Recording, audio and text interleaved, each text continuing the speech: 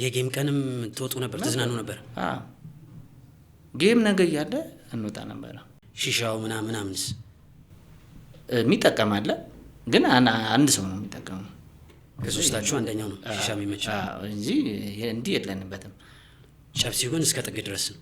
እኛ እኮ አሁን ማለት እንደዚህ እንትን አትለውም እንጂ እኛ እስከዚህም ነን። ይሄ በቃ ሙዱ ምናምን ስለሚመቸን ነው እንጂ እኮ ማለት ምን ገጥመም ሰው አይደለንም ከሱ ጋር። አሁን ከመለሰው ጋር ምን ገጥመ በቃ በምንም ማንገናኝ ሰው የሆነ ሰዓት ላይ እኛ ያቀተናል። ክለብ ትወጣላችሁ ማለት ነው እንጂ እኮ ይሄ እንትን ቤት ምናምን አይደለም። ቁማር የመጫወቱ ነገር የለም አይደለም። መቃ ምናምን ይኖራል። በቃ ትበላለህ፣ ትጠጣለህ ምናምን ይነጋል። አንዳንዴ መኪና ውስጥ ምናምን ትንትላለህ ምናምን ትተኛለህ ምናምን። አንዳንዴ 35 ሜዳ ምናምን ጧት ላይ ምናምን እንመጣለን። በቃ ከካምፕ ያው ይኖራል የሚኖሩ ሰዎች ልጆች እነሱ ጋር ደውለህ ማሊያ ምናምን ያመጡልሃል። ከማሊያና ጫማ ይመጣልሃል፣ ትሰራለህ። በቃ ወዘተ ተለያያለህ ምናምን።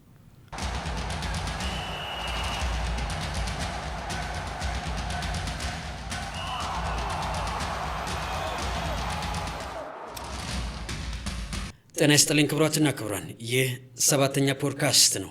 እኔ ሱራፌል አሸናፊ። የዛሬ እንግዳይ ደግሞ በኢትዮጵያ ቡና ቤት በደንብ የምናውቀው የቀይ መስመር ተጫዋቹ ኃይሌ ገብረትንሳኤ የዛሬው የ7ኛ ፖድካስት እንግዳይ ነው። በኢትዮጵያ ቡና ቤት ስለነበረው ቆይታ፣ ለምንድን ነው ከእግር ኳሱ በጊዜ የወጣው፣ ምን ተፈጠረ፣ ሁሉንም ነገር በግልጽ ለ7ኛ ፖድካስት ቤተሰቦች ከኃይሌ አንደበት እንሰማለን። ይህንን ቆይታችንን ሰብስክራይብ፣ ላይክ እያደረጋችሁ እንድትጀምሩ በታላቅ ትህትና ጠይቃችኋለሁ። ኃይሌ ያለ ብለን እንጀምራ። ኃይሌያችን ወይ ሰር እንኳን ደህና መጣ። እንኳን ደህና ቆያችሁ። ወደ 7ኛ ፖድካስት ስለመጣ ጥሬን አክብረህ እዚህ ስቱዲዮ ስለተገኘ የእውነት ከሽንገላ በጸዳ አንደበት እግዚአብሔር ያክብርልኝ፣ ክብረት ይስጥልኝ ብያለሁ። አመሰግናለሁ እንግዳኝ ስላደረጋችሁ። የ7ኛ ፖድካስት ቤተሰቦች ለእንግዶች ውሃ ቅርብ የሚል ነው ብዙ ጊዜ ኮሜንት የሚሰጠው። ውሃ አዘጋጅተናል አይደል? አዎ። እንደውም ለሻወር በደንብ። በጣም አሪፍ። የኢትዮጵያ ቡና ደጋፊዎች ኃይሌ ገብረትንሳኤ ሲባል ምን አይነት ኳሊቲ ያለው ተጫዋች የሚያስቡ ይመስልሃል? እኔ ያው ስለ ራሴ በብዙ መንገድ ነው የምገልጸው። እሺ። እነሱ ግን ያው ብዙ ኳሊቲ ያለው ተጫዋች እንደ ፉልባክ። እሺ። ምን አይነት ፉልባክ? እኔ እነሱ የሚያስቡበት መንገድ የተለያየ እንትን ነው የሚሉት።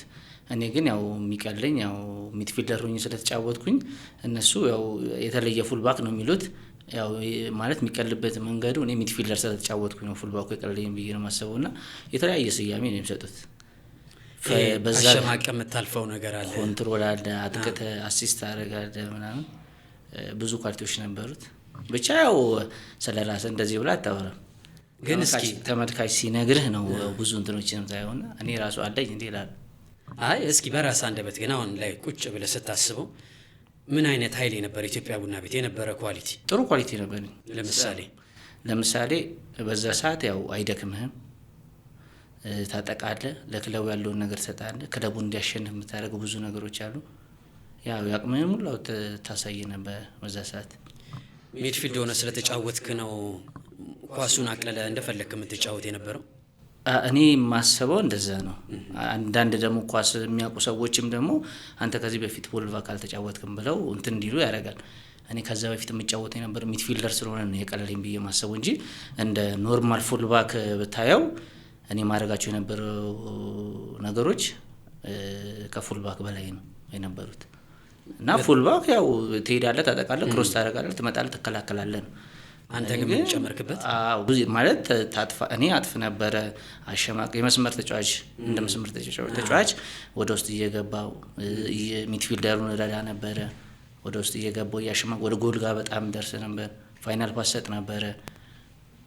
እኚህ ኳሊቲዎች የመጡት ሚድፊልደር ስለተጫወትኩኝ ነው። በአሰልጣኝ ካሴ አራጊ ኢትዮጵያ ቡና ለሁለተኛ ጊዜ ሲመጣ ቋሚ ነበርክ? ሙሉ የመጀመሪያ ተመራጭ ነበርክ ያሰልጣኝ ካሳይ? ካሳይ ያንተን ምኑን የሚወድል ይመስል ነበር በጊዜው? ለምን አንተን ተመራጭ አደረገ? ያጮት መንገዱ ከምን እስቲ አብራራልኝ። ያጮት መንገዱ ማለት እሱ ለሚፈልገው እንቅስቃሴ የሱ እንቅስቃሴ ከሌሎች ቲሞች የሚለይበት የሚፈልጋቸው ኳሊቲ የሆኑ ተጫዋቾች አሉ። በዛ መንገድ ውስጥ ደግሞ እኔ ከሱ በፊት እንዳልኩ ሚድፊልደር ስለሚጫወት ምናምን ትንሽም እንትን ይገባኝ ነበር እሱ ያጮትና ያ ኳሊቲው ደግሞ ለሱ ተመራጭ እንደሆነ አድርጎኛል። ይሄ ውስጥ አሁን ለምሳሌ በአርቴታ ጊዜ ነጂንቼንኮ ምናምን ይገቡ ሚድፊልደር ፉልባክ ወደ ማል የሚጫወትበት መንገድ ለሱ ለሚፈልገው መንገድ ያንን እመቸው ነበርና በሱ መንገድ ያው ጥሩ እንትን ስለማድረግ ምርጫው ነበርኩኝ። ለትልቁ መድረክ እየተጠበቅ መሀል ላይ ግን ነገሮች ጥሩ አልነበሩም። 7ኛ ፖድካስት ላይ ሁሉ ነገር በግልጽ ነው የሚነሳው። ኃይሌ ገብረትንሳኤ ምን አጋጠመው? ለምንድን ነው ከትልቁ መንገድ የቀረው? መማሪያ እንዲሆን ነገ ላይ ተመልሰ እንድትጫወትም ስለምፈልግ እድሜህ ገናም ስለሆነ በግልጽነት እናወራለን። ዝግጁ ነህ? አዎ በደንብ። በጣም አሪፍ። ሜዳ ላይ ድንቅ የሆኑ ከሜዳ ውጭ ግን ያላቸው ህይወት ጥሩ አልነበረም ተብሎ ከሚነሱ መካከል አንዱ አንተ ነህ። እስኪ ኢትዮጵያ ቡና ቤት የነበረን ቆይታ እናንሳ። ከጨዋታ በፊት ከጨዋታ በኋላ ከሜዳ ውጭ የነበረ ነገር ምን ይመስል ነበር? አዎ እንዳልከው ነው። ምንድነው ወጣትነት በጣም ከባድ ነው። እኔ መጀመሪያ እንደመጣሁበት እንትን አልነበረም ማለት መጀመሪያ የመጣሁበት መንገድ በጣም ጥሩ ነበር። በቃ አስተዳደጌ ምናምን ፈጣን ነበር እና ራሴንም በብዙ ነገሮች ታቀቤ ነበር እንትን ማለት የነበረው ራሴን በጣም ኮንዲሽናም ነበርኩ ምናምንና የሆነ ሰዓት ላይ የሆነ ታይም ይሄ ፍንዳታ ይሄ እንትን የምትላት ታይም አለች አይደል? ያቺ ታይም በቃ ኦልሞስት እኔን ብዙ ነገር አሳጣኛለች። እና ደግሞ አብሮ የሚሆን ጓደኛ ምናምን አለ አንዳንዴ ጥሩ ጓደኛ ምናምን ከሌለ ነገሮችን እንድትስታቸው ያደርጋልና በቃ አላስፈላጊ ነገሮችን እናደርግ ነበር በዛ ሰዓት። ለምሳሌ አሁን ትሬኒንግ ሰርተን ልክ እንደጨረስን ወጥተን እንዝናና ነበር ምናምን። ጧት ትሬኒንግ ሰርተን እንደጨረስን እንዝናናለን ምናምን። በቃ እንደዛው ይመሻል ይነጋል፣ ጧት እንመጣለን ትሬኒንግ ሰራን። እንደዛ በተከታታይ እናደርግ ነበር ማለት በቃ ለእግር ኳሱ አላስፈላጊ የሆኑ ነገሮችን እናደርግ ነበር በሰዓቱ ማለት ነው። እና ያ ነገር በጣም ጎርቶናል ብዬ አስባለሁ። እኔ ስህተት ነበር ብዬ ነው የማስበው። ለምሳሌ ትሬኒንግ እንዳለቀ እንወጣለን ብለሃል። በዛው አምሽታችሁ እንትን የማለቱ ነገር አለ። ይሄ ነገር መቼ ነው የጀመረው? ለምሳሌ 2010 አደክ መቼ ጀመረ እንዲህ አይነት የህይወት ልምምድ? እንደዚህ አይነት እንትን የጀመረው 2012 በካሴ ያለ ጊዜ እንደዚህ ነገር የጀመረው በካሴ ሰዓት። እስቲ የጀመርክበትን አጋጣሚዎች? አዎ እንዳልኩ ነው ማለት ያው በቃ እሱ ኦሬዲ አስተሳሰቡ እንደ ፕሮፌሽናል ነው። ይሄ በቃ ትሬኒንግ ሰርተ ምናምን እሱ ካምፕ ራሱን እንድንሆን አይፈልግም። እሱ ማለት በቃ 18 ዓመት አልፏችኋል፣ ራሳችሁን እንትን ማለት ትችላላችሁ፣ ብዙ ነገር ታስባላችሁ፣ ትዳር ያላችሁ አላችሁ ምናምን ብሎ ነው እሱ የሚያስበውና እኔ ምን ተቆጣጣሪያችሁም እኮ ትሸውዱኛላችሁ ይላል። እና እሱ ራሳችሁ ህሊናችሁ ነው መዳኘት ያለበት። ለህሊናችሁ ስትሉና ለራሳችሁ እንጀራችሁ ስትሉ እንትን ማለት ያለበት እንጂ እኔም እዚህ ጋር ካምፕ ውስጥ ሆናችሁ ቁጭ ብላችሁ ተይዛችሁም ብዙ ነገር ማድረግ ይችላልላችሁ። እኛም እኔም ይሄን ነገር አሳልፌዋለሁ ይላል። እንዲም ይዘውን ብዙ ነገር እናደርግ ነበር ይላል። ግን ያ ማለት አንዳንዴ እኛ ሀገር ብዬ ማስበው ተጫዋች ስትሆን የሆነ ሚይዝህን እንትን የሚልን ሰው አትወድም። ግን ብዙ ነገር እንትን የሚል ደግሞ እንደዛ አይነት ሰው ነውና ያው ካሴ በዛ ሰዓት በቃ ራስህን እንትን እንድትል ነበር የሚያደርገው። ግን ያ ነገር እኛም ጎርቶናል። ያው ለቀቅ ማድረጉ ምናምን ነገር እኛ በጣም ተመቸን እና ወተን በቃ እንደፈለግን በቃ ትሬኒንግ ሰዓት ላይ እንመጣለን። ትሬኒንጋችን ሰርተን በቃ ወተን እንደፈለግን ነበር የምንሆነው። ትሬኒንግ ሴሽኑ አለቀ። ከዛ የእናንተ ጀማ አለ። ቀጥታ ወዴት ነው የምትሄዱት? ለምሳሌ ልክ ትሬኒንግ ሴሽኑ አለቀ ጠዋት 3 ሰዓት ምናምን በምንሰራበት ሰዓት በቃ 5 ሰዓት ነው ያልቃል። እሺ ያው ማለት አንዳንዴ ምሳ ሻወር ስትወስድና ምሳ በልተህ ምናምን ካምፕ ነው የሚያበላላችሁ። ግን ሁሌ በቃ ያንተ ምርጫ ነው እሱ። የእናንተ ጀማ ብን እንበላለን። እኛማ እስኪያልቅልን ነው እንደውም የምንፈልገው። ትሬኒንጉ እስኪያልቅ ብቻ ነው ተምን ነው። ትሬኒንግ እየሰራንም ራሱ በቃ ሀሳባችን እዛ ነው ውጪ ነው። በቃ ሻወራችንን እንወስዳለን፣ እንሄዳለን፣ እንበላለን ቁርስ። እዛው ውጪ በዛው ነው የምንጀምረው። ውጪ እሺ ንገረኝ አስረዳኝ እሺ ቁርስ እንበላለን እንጀምራለን በቃ እዛው ነው የሚቀጥለው ይመሻል በቃ ጠዋት ነው የምንመጣው ብዛት ስንት ናችሁ 4 እንደ አንዳንዴ 4 አንዳንዴ 3 5 ምናምን ነው አንዳንዴ ያው ተገናኛለህ ሄዳ ቦታ መስመር ላይ ምናምን ተገናኛለህ ሻወር ወሰዳችሁ ምግብ ተበላ ከዛ በዛው ነው የሚጀምረው ሻወር ወስደኛ ከካምፕ በቃ እንወጣለን ከዛ ውጪ ነው የምንበላው በዛው እንጀምራለን ምናምን መቃ ምናምን ይኖራል አይየለም በቃ ይሄ መዝናናቱ ነው እንጂ መጠጥ ነው እንጂ ይሄ መቃ ምናምን አይኖርም አይየለም በቃ ትበላለህ ትጠጣለህ ምናምን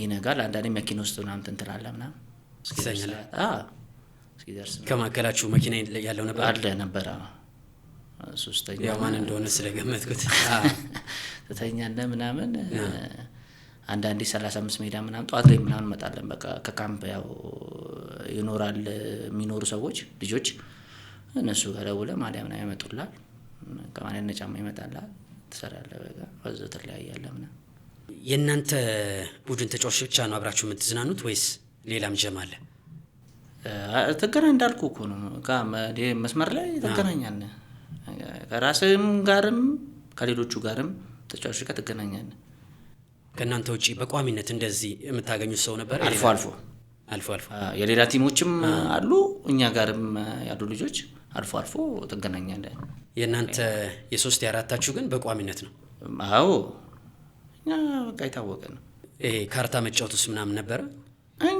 እኛ በቃ በጣም እንትን የምንለው ይሄንን ነው በቃ በጣም ከትሬኒንግ በኋላ ወጥተን ነው በቃ እንትን የምንለው ምኑ መሰለሽ ተመቸ መሰለሽ የካሴ ትሬኒንግ ማለት እሱ በሚያስብበት መንገድ ይሄ እንደኛ ሀገር አሰልጣኞች አይደለም ይሄ እንትን ምናምን አያስሮጥም በቃ በየሆነ ትንሽ በታጠርሽ በእንትን ውስጥ ምናምን በቃ ነፍሰን ነው የሚያወጣው ማለት እንደሌሎቹ የተራራ ምናምን ብትሮጥ እኮ የሆነ ራስህንም ምናምን ትንትላለህ አረ ነገር አልችልም ምናምን ትላለህ ግን የሱ እንትን ነችና እዛ ጋር በዛች በታጠረችው ውስጥ ብዙ ነገር እኮ ነው የሚያሰራህ እኮ ያው የታወቀ ትሬኒንጉ የታወቀ ስለሆነ አብዛኛው ትሬኒንግ የምንሰራው የነበረው አይምሮ ላይ ነው እሱ የሚያሰራን የነበረው ይሄ ሩጫው ምናምን እንደ ሌሎቹ አሰልጣኝ ምናምን ብዙም የለም እሱ ጋር ይሄ አንድ ትኩረት የሚያደርገው የነበረው የሚያሰራን የነበረው አይምሮ ላይ ነው ስለዚህ በቃ ስለማንሮጥ ምንም እንትን የለም ኤነርጂው ለመዝነገም ዛሬም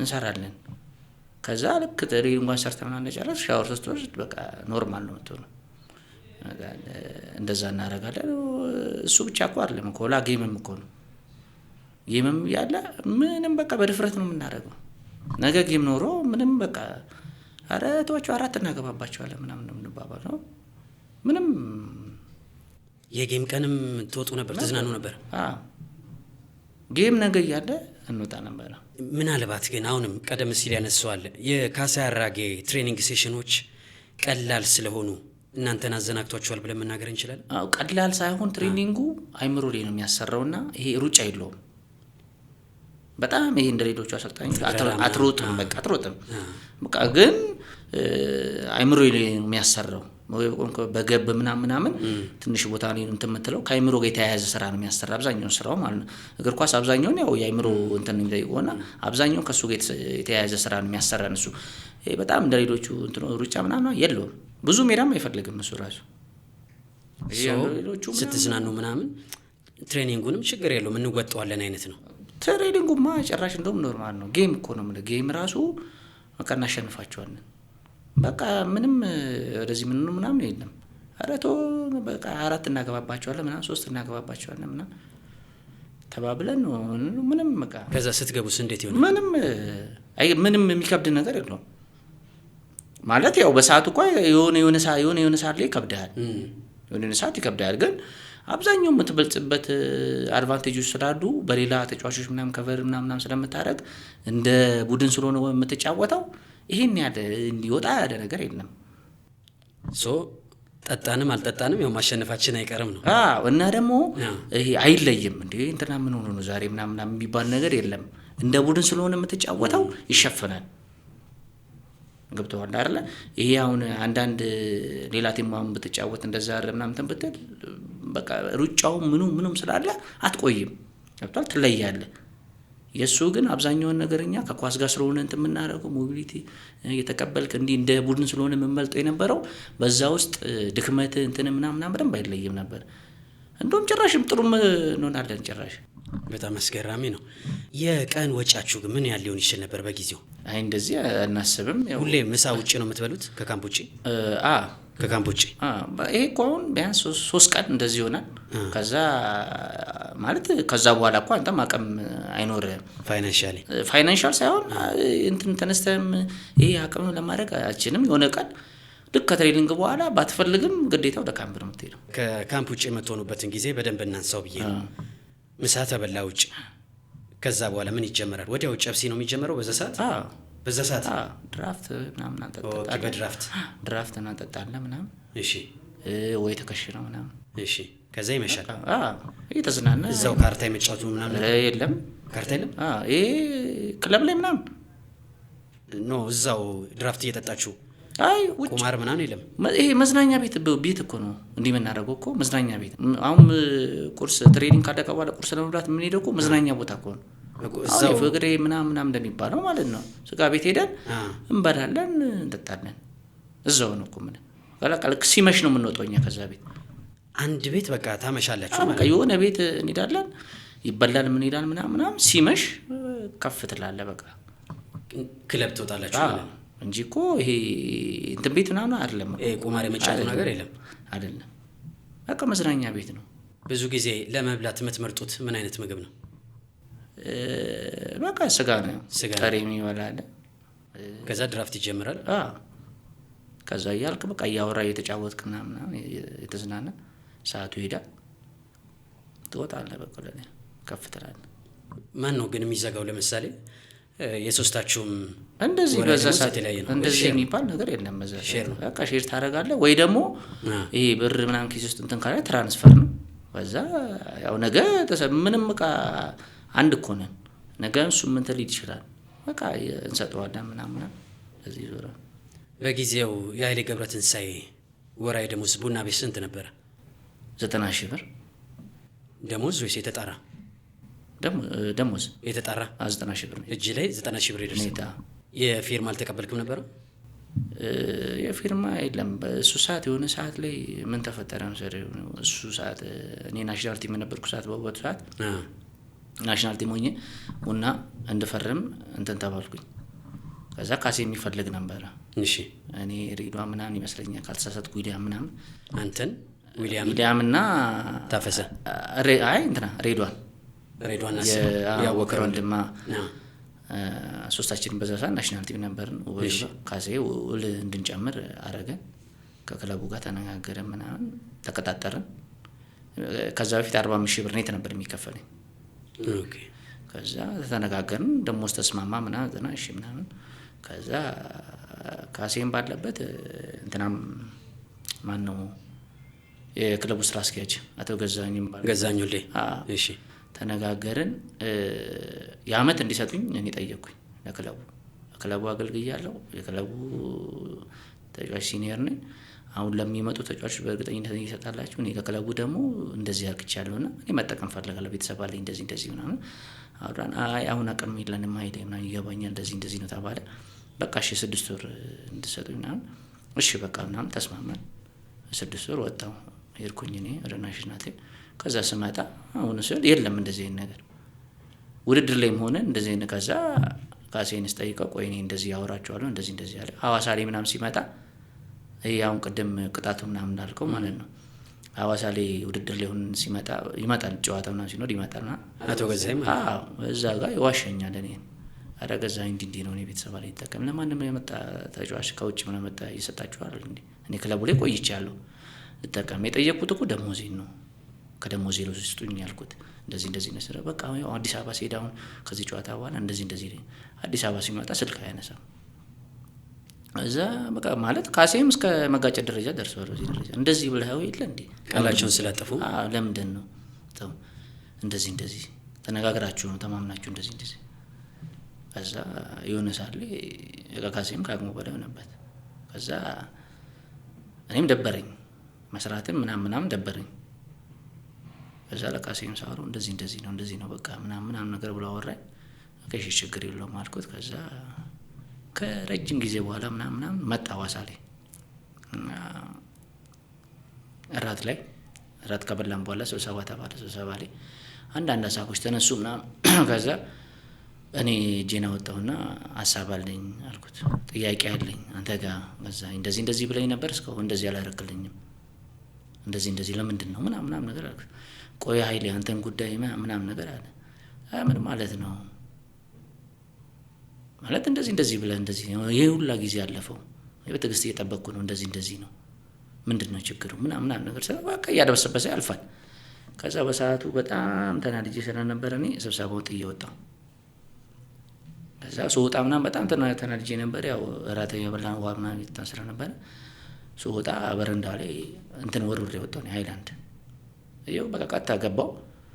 በሁለተኛ ቀን ነው ምናምን እንትን ደረሰኝ ደብዳቤ የቅጣት ምንድነው የሆቴሉን እንትን በማወቅ ምናምን እንደዚህ ከዛ ደወልኩለትና ለካሴ ኮች እንደዚህ ደብዳቤ ምንድነው ነገር ምንድነው እንደዚህ ለምን እንደዚህ እንጃ አላወቅኩም ምናምን አሳቀዝም አለ። እሺ ቆይ እኔ ስለምሄድ ሰኞ ግን ኃይሌ ስብሰባውን ጥላ የወጣው ካሳይም አቶ ገዛኝ ባለበት ነው። ካሴ እኮ ያውቃል። ተደጋጋሚ እኮ ነገር እሱም እኮ ብሎታል። ተደጋጋሚ እኮ ነው የምልህ። በቃ በጣም እዛ ሐዋሳ ምናምን ውድድር ላይ ሲመጣ መጠየቅ የፈለከውም ከደሞዝ ጋር በተገናኘ ነው። በቃ እሱን እኮ ነው ማለት ምንም የሚያገናኘው ነገር አይደለም ነው ይሄ ነገር። እሺ ለዊሊያምም ለሬድዋንም ተሰጣቸው ያ ገንዘብ ወይስ? እኔ እንጃ እሱን እኔ አልጠየኩም። ለምሳሌ ዊሊያም የቅርብ ወዳጅ ነው። ግን እንደዚህ አናወራም እንደዚህ ወሰድክ ምናምን እኔ ማለት አሁን እኔ የምጠይቀውም እሱ የሚጠይቀውም የተለያየ ነው። እሱም የሚሰጠውም እንትን የሚለውም የተለያየ ነው። እንደዚህም አላወራውም እኔ አልጠየኩትም እሱን። እሺ ቅጣቱ ላይ ደብዳቤው ላይ እንቀጥልና እንመለሳለን። እሺ ደብዳቤው እንደዚህ ይላል 35,000 ብር እንደዚህ ቅጣት 35,000። ከዛ ደወልኩለትና ኮች ደብዳቤ እንደዚህ ላከልኝና እንደዚህ ነው ነገር አልኩት። ምንድነው እንደዚህ ይላል። ሳቀና በቃ እሺ ቆይ እኔ ሰኞ ምናምን ስለሚሄድ ቢሮ ጠዋት ሄጄ አወራዋለሁ ያለውን ነገር እዚህ በግልጽ እንትን እላለሁ ምናምን ነገር በቃ አንተ ምንም እንትን እንዳትል ምናምን ነገር አለ። እሺ ምናምን ነገር አለኝ። ከዛ ሄደውም እሱ ማወራው ይስተካከላል ምናምን ነገር አለ። በቃ ወይ እንዲቀነስ ይደረጋል ምናምን ነገር በዛው አለፈ። በቃ ብቻ እንትና ላይ የሚያደርጉበት ሳል የሚያደርጉበት የነበረው ነገር በጣም የሚያስጠላ ነበር። ምናልባት ያ ሚስትሪትመንት በደንብ አለመያዝ ወይም ደግሞ የምትፈልገውን የገንዘብ መጠን አለማግኘት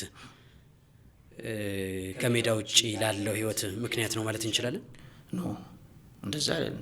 ከዛ በፊት ነው እኔ እንትን ብሎ የነበረው ግን በመሀል እነዚህ ነገሮች ሲመጡ የሆነ ሳሌ እንዳልኩ ፍላጎት የመጫወት ፍላጎት ማለት የምታየው ነገር አለ። ከዛ ደግሞ ቲም ላይ አንተ ስትቆይ ከውጭ መጥቶ እንትን ለሚደረግ ነገር ክለቡ ላይ ቆይተሃል ምናምን አገልግለሃል እና ደግሞ የጠየቀው ብላ ቢያንስ ተነጋግረህ ተስማምተህ ነው። እናንተ የሚያስማማን ነገር ነው የጠየቁ። የ6 ወር ተባለ። እሺ አልኩኝ ክለቡ። ከዛ የለም ስላውንም የለም ሲመጣ ሁሉ ይጠይቃል። እንደዚህ በቃ አዲስ አበባ ሲሄድ አንተ ጉዳይ ነው መጀመሪያ እንትን የሚለውና ይለኛል። በቃ እንደ ሕፃን ልጅ ነው እንትን የሚለኝ። አዲስ አበባ ስደውልለት ስልክ አያነሳም። ተደጋጋሚ የሆነ ሲመጣም እዛ ምናምን ሳገኘው ምናምን ነገር ቆይ ኃይሌ ምናምን ብሎ ሸውዶኝ ምናምን ይሄዳል። ከዛ ይሄ ነገር ተፈጠረ እኮ ብጭራ አልፎም እኮ ነው ማለት ጭራሽ ቅጣት ከፈልክ ታዲያ ያን 35,000 ብር በቃ ከዛ እኔ ለካሴ ነገርኩት። ኮች እኔ እንደዚህ ይሁን እንዴ ነው የምጫወተው እንደዚህ ነው እኔ አንተን እንትን ማለት አልፈልግም፣ መጫወት ፈልጋለሁ፣ ቲሙ ማገዝ ፈልጋለሁ፣ ግን እንደዚህ እያደረገ እንዴ ነው ምናምን ነገር አልኩት። በቃ እስቲ እኔ እንትን ማለት የምችለው ነገር ካለ እንትን እላለሁ በቃ ይዙ ምናምን ነገር አለ እሱም በቃ ከዛ በሁኔታው ከዛ በኋላ ጭራሽ ነገሮች እየባሱ መጡ። ከምን አንፃር ማለት ተጫዋች ተደጋጋሚ እንደዛ መደረግ ጀመረ። ከዛ መቀጣት በቃ ቅጣት ምናምን ተጀመረ። በቃ ኦልሬዲ በቃ እሱ እንዲወጣ ነበር እንደሚፈልጉት የነበረው። ከዛ ማን እንዲወጣ? ካሴ እንዲወጣ ነው የሚፈልጉት። ማለት ተጫዋች ላይ ተጽዕኖ የምታደርገው ከዛ ያው የምትገባው ተጫዋች አለ። ከዛ እንደዚህ አይነት ነገር ይመጣል። ኦኬ ሂዳት በለው እንዲሄድ አድርገው አይነት ከዛ እኔ ኮች እንደዚህ በቃ ታፈሰ ጋር ምናምን እንደዚህ ምናምን መጥተዋል። ከዛ እንደዚህ ምናምን ይላል አንተ ሄደ እንደዚህ ነው። ከዛ እሱም እኮ ለማዘዝ እንዲህ ለማድረግ እኮ ይከብደዋል ማለት ተስማምተህ መጀመሪያ የገባህበትን ነገር በክለቡ መንገድ እንትን ሲል ከክለቡ ጋር ነው እንትን የተባባልከው አንተ። ከዛ አልሰራም አቆማለሁ ምናምን ትላለህ። ከዛ እሱስ ምንድን ነው የሚያደርገው ነው ለሱም ለስራው ይከብደዋል እና በቃ ወደ መጨረሻ አካባቢ እንደዚህ አይነት ነገሮች ነበሩ። ከዚህ ከመጠጡ ጋር ከሱሱ ጋር በተገናኘ አምሽታችሁ በመምጣታችሁ ወይም ደግሞ ካምፕ ባለመገኘታችሁ የሚል ተደጋጋሚ ቅጣቶች እንደነበሩ ሰማለሁ። እውነት ነው? አዎ እኔ አንዴ ደርሶኛል። አንዴ ብቻ? አዎ አንዴ ደርሶኛል። ምን ነበር ቅጣቱ? ያው አምጥተህ ማለት አምሽተህ እንትን በማለት ነው። እሺ ካልተሳሳትኩኝ መቀሌ ላይ መቀሌ ላይ በሽሬ መስለኛል በሽሬ 1-0 ተሸንፈን ወጥተን በቃ መሸት ተዝናናን። ከዛ ገጠመኝ ከደጋፊዎች ጋር ምናምን ተገናኛችሁ? አላስፈላጊ ነገሮች ተፈጠሩ። ማን በየሆነ ሰው ምክንያት አላስፈላጊ ነገር ተፈጠረ። መገለጽ ይችላል? በቃ ማለት ተሸንፈናል፣ የተዝናናን መጡ። እሺ እናንተ የምትዝናኑበት ቤት? እሺ መጡ። ከዛ እንዲህ ነው ማለት ለሰው በቃ እየተዝናና ነው የራሱ ሙድ ከሶስታችሁ አንደኛው ማለት ነው በቃ እየተዝናና ነው ምናምን። ከዛ አንተ እኛ ተሸነፈን ከዛ ድረስ መተን እዚህ ምናምን ነገር ሲል እኔ አውቃቸዋለሁ ልጆቹንም ስለማውቃቸው በቃ ይቅርታ ምናምን ነገር አልኳቸው። እኔ ይቅርታ ናንሰር ቆይ አንተ ለማይለ እሱን ማናገር እንፈልገው አሉ። ማለት እሱ እንትን እያለ ነው እና የተደነሰ ነው የተዝናና ነው። በቃ ይቅርታ አጥፍተናል ይቅርታ ምናምን ነገር ሲል እሱን ኃይል እንትን ሳይሆን እሱን ነው ማናገር እንፈልገው እንዴት ነው እንትን የሚለው ምናምን ነገር አለ። ከዛ አንዱ ሁለት ይባባሉ ሲል ጊዜ ጋርዶች ይመጡና ምናምን ነገር እነሱን ምናምን ወደዛ ምናምን ሲያደርጓቸው ይሄ አላስፈላጊ ነገሮች ተፈጠሩ። በቃ ደጋፊ ለመጣላት ምናምን እንትን አሉ። ተጫዋችና ደጋፊ ማለት ነው።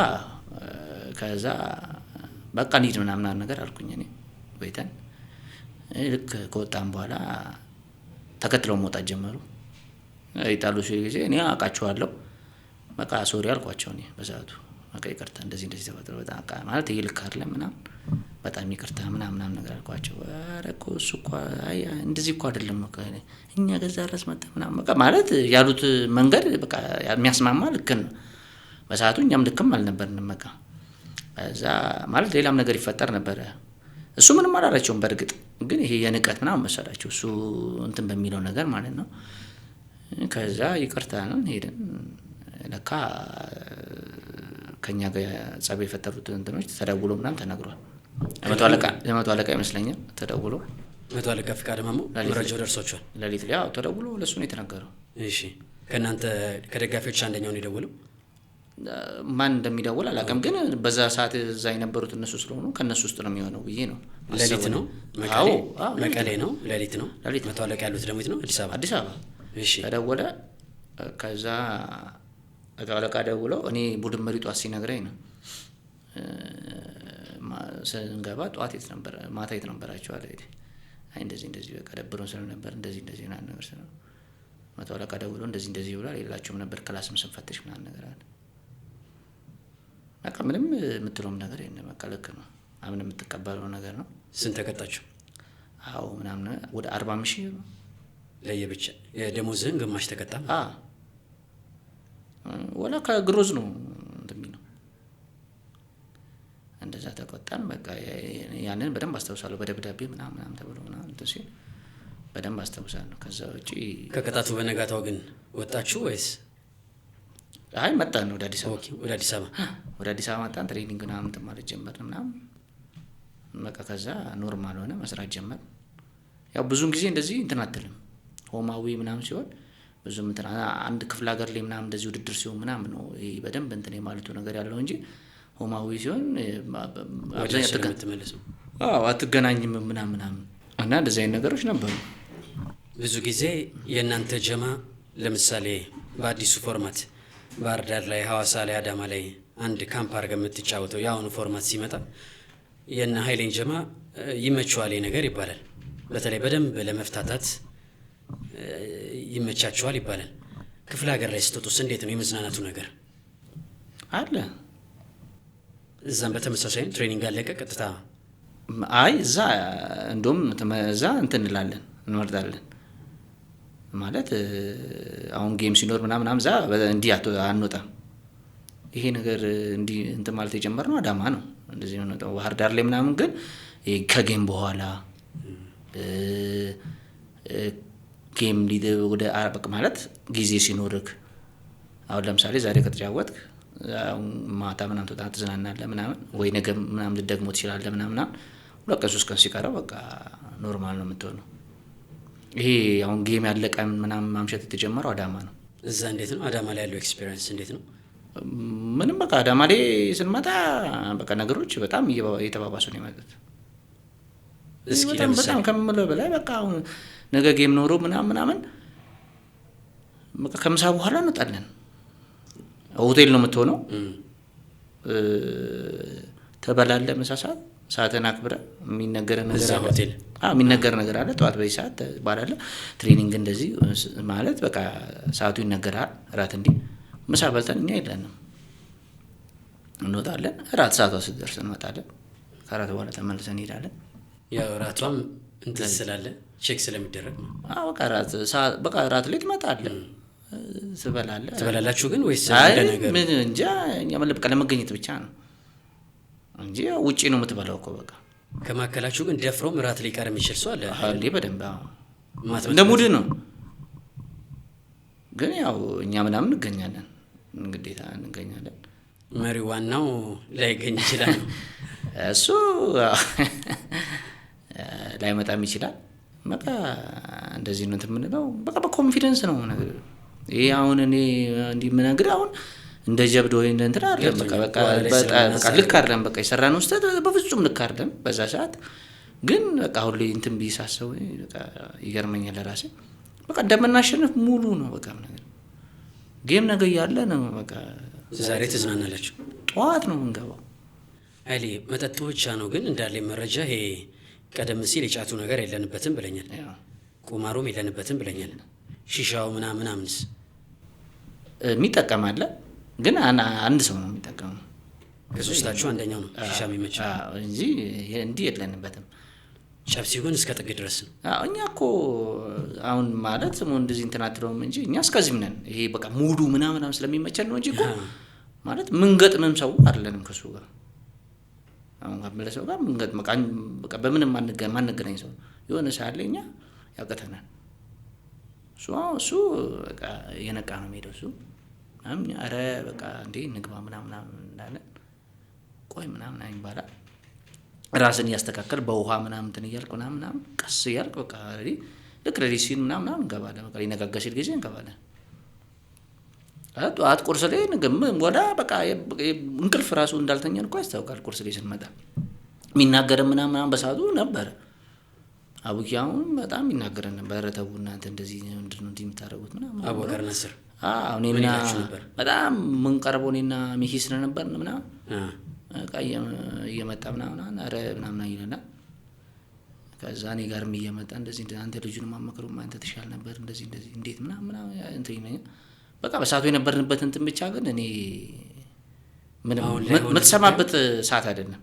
በቃ ማንም እሱ አይደለም ነገርኩ። ካሴ ራሱ ተደጋጋሚ ጠርቶ ነግሮናል። ተደጋጋሚ በቃ እኔ ይሄንን እናንተ የምታደርጉትን ነገር እኔ በደንብ አድርግቼ ያሳልፌዋለሁ። ይሄን ነገር በቃ ተው አይጠቅማችሁም፣ እንደዚህ ነው ምናምን ብሎ ተደጋጋሚ ጊዜ ጠርቶ ሶስታችን ይነገርናል። እናንተ ያላችሁን ነገር ራሱ አታውቁትም፣ ይሄ ነገር አይጠቅማችሁም፣ እንደዚህ ነው ምናምን ብሎ ተደጋጋሚ ነው በቃ ነገር እየጠራ ይነግረናል ምንም በቃ ነገርኩ። በዛ ሰዓት በጣም የምንሰማበት ሰዓትም አይደለም እንዴ።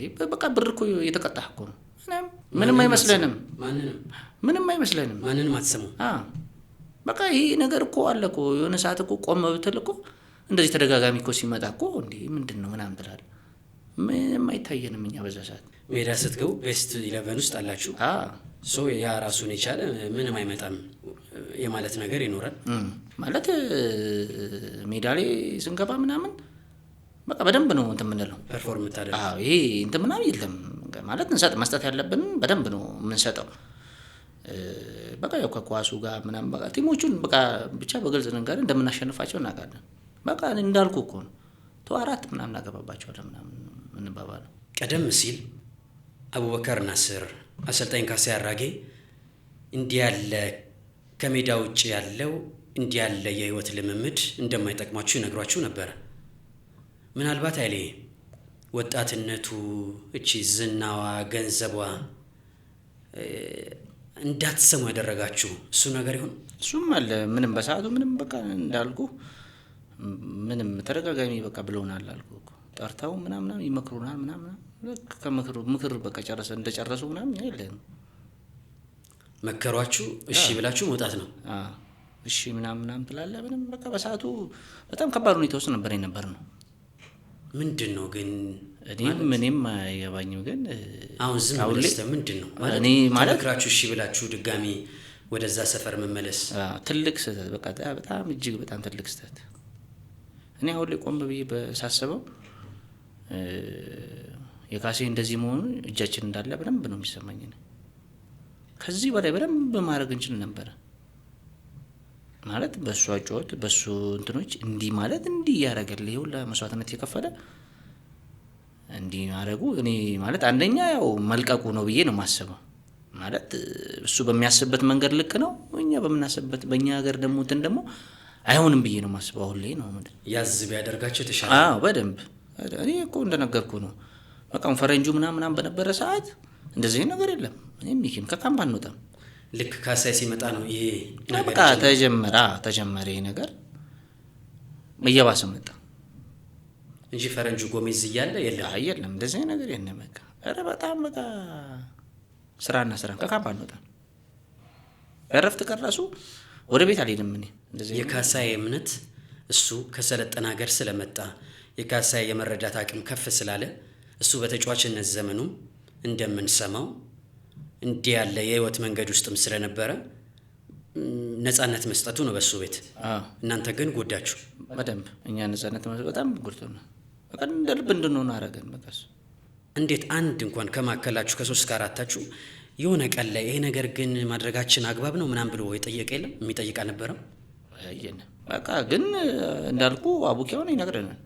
አይ እሱ የእናንተ ጀማ ውስጥ የለም ነው? ኧረ እርስ በርሳው ለምሳሌ ከኛ ውስጥ እንደዚህ የለም። ኧረ ነገር በዛ ምናምን የለም በቃ የለም እንደዚህ። እኔ እንደውም አንዳንዴ እቀራለሁ፣ እኔና ሚኪ እንቀራለን። በቃ ሲደክም ኧረ በዛ በቃ ምናምን ነገር ተባብለን ምናምን እኛ እንተኛለን ምናምን እንግዲህ በቃ አንድ ቀን 2 ቀን ስታርፍ አይነኛ ጉልበት ያለ ነው እንትን የሚለው በቃ 2 ቀን ካረፍክ በቃ ቻው። ገንዘብ ስለማይኖራችሁ ነው የምትቀሩት ወይስ ገንዘብ እያላችሁ ትቀሩ ነው? አይ አቅማት ነው የምንቀረው። ኦኬ ኤነርጂ የሰውነት በቃ ድካም ነው በስቶብን ድካም እንጂ የብሩ ምናምን አይደለም። በቃ ድካም በቃ ሲደክመን ከትሬኒንግ በኋላ ቀጥታ ነው የምንሄደው። እዛ እንተኛለን 2 ቀን ምናምን ላንወጣ እንችላለን። አንተና በድካም ሚኪያስ ሁለቱ ደግሞ እናደርጋለን። እሱ በቃ አክተሯል። በተለይ ዋናው አክተሩ እሱ ምንም ግን እሱም ማለት ተደጋጋሚ ሲሆንበት የሆነ ቀን እንትን ብሎ ምናምን ከመጣ አታገኘው። 24 ሰዓት ሊተኛ ይችላል ያለ ምግብ ያለ እንዲህ ሳይነቃ ምናምን። ለስፖርተኛ 3 ወሳኝ ነገሮች አሉ፣ ምግብ፣ ትሬኒንግ እና እረፍት አይደለ? ሶስቱ በጣም ወሳኝ ነገሮች ናቸው። ምግብ ላይ በዚህ ልካው ለምሳሌ መጠጡ ላይ በዚህ ልክ ኮሚትድ ሆናችሁ ፈታ እንደምትሉት በምግብ ረገድ እንደ አንድ ስፖርተኛ ለትልቁ ኢትዮጵያ ቡና እንደሚጫወት ዋንጫ ተስፋ እንደሚደረግበት ተጫዋች ምናምን ምግብ ላይ ራሳችሁ እንዴት ነበር የምትጠብቁት? በቃ ምግብ ላይ ብዙ አይደለም አትበሉም? ብዙ ምግብ ላይ የሆነ ሰዓት ላይ እንዳልኩ ስንሄድ እዛ ደህና ነገር ነው የምንበላው ወይ ቁርጥ ምናምን እንዳልኩ ነው ቁርጥ ምናምን በቃ እስከ ነገ ምሳ ሰዓት ምናምን በፍጹም በቃ ያቺን ጥሬ ትበላላችሁ? ጥሬ ምናምን ትበላለህ ወይ ጋዝ ላይት ወይ ሸክላ ምናምን ትበላለህ።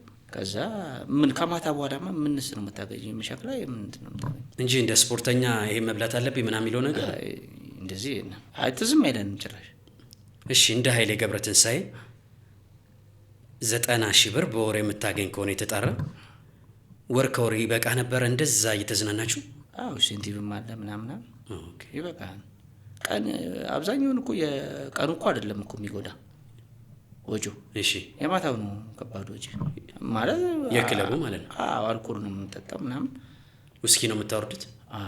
አልኮል ነው የምንጠጣው የማታው ነው እንጂ ቀኑ አይደለም ብዙ ወጪው የማታው ነው። ለምሳሌ ስትወጡ ክለብ አንድ ሙሉ ነው ለ4 የምታወርዱት ወይስ እንዴት ነው? ለ4 በቃ ይወርዳል ቆጣችሁ ወይ ደግሞ ግማሽ ትጨምሩበታላችሁ?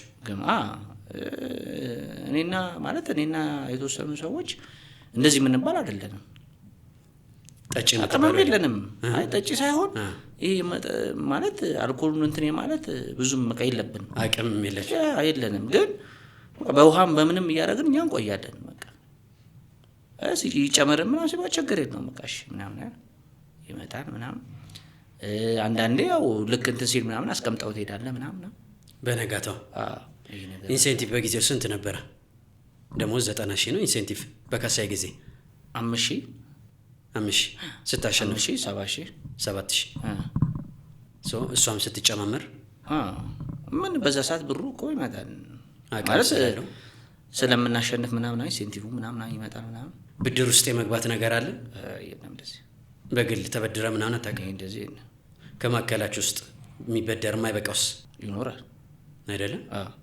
ቀደም ሲል አንድ ትልቅ ሀሳብ አንስተ ነበረ። አሰልጣኝ ካሳዬ አራጌ እንደዚህ ለመሆኑ በተወሰነ መልኩ የኛም እጅ አለበት ብለ ነበረ። 2013 ፋሲል ከነማ ሻምፒዮን በሆነበት ዓመት ኢትዮጵያ ቡና ሁለተኛው ነው ነበር የጨረሰው።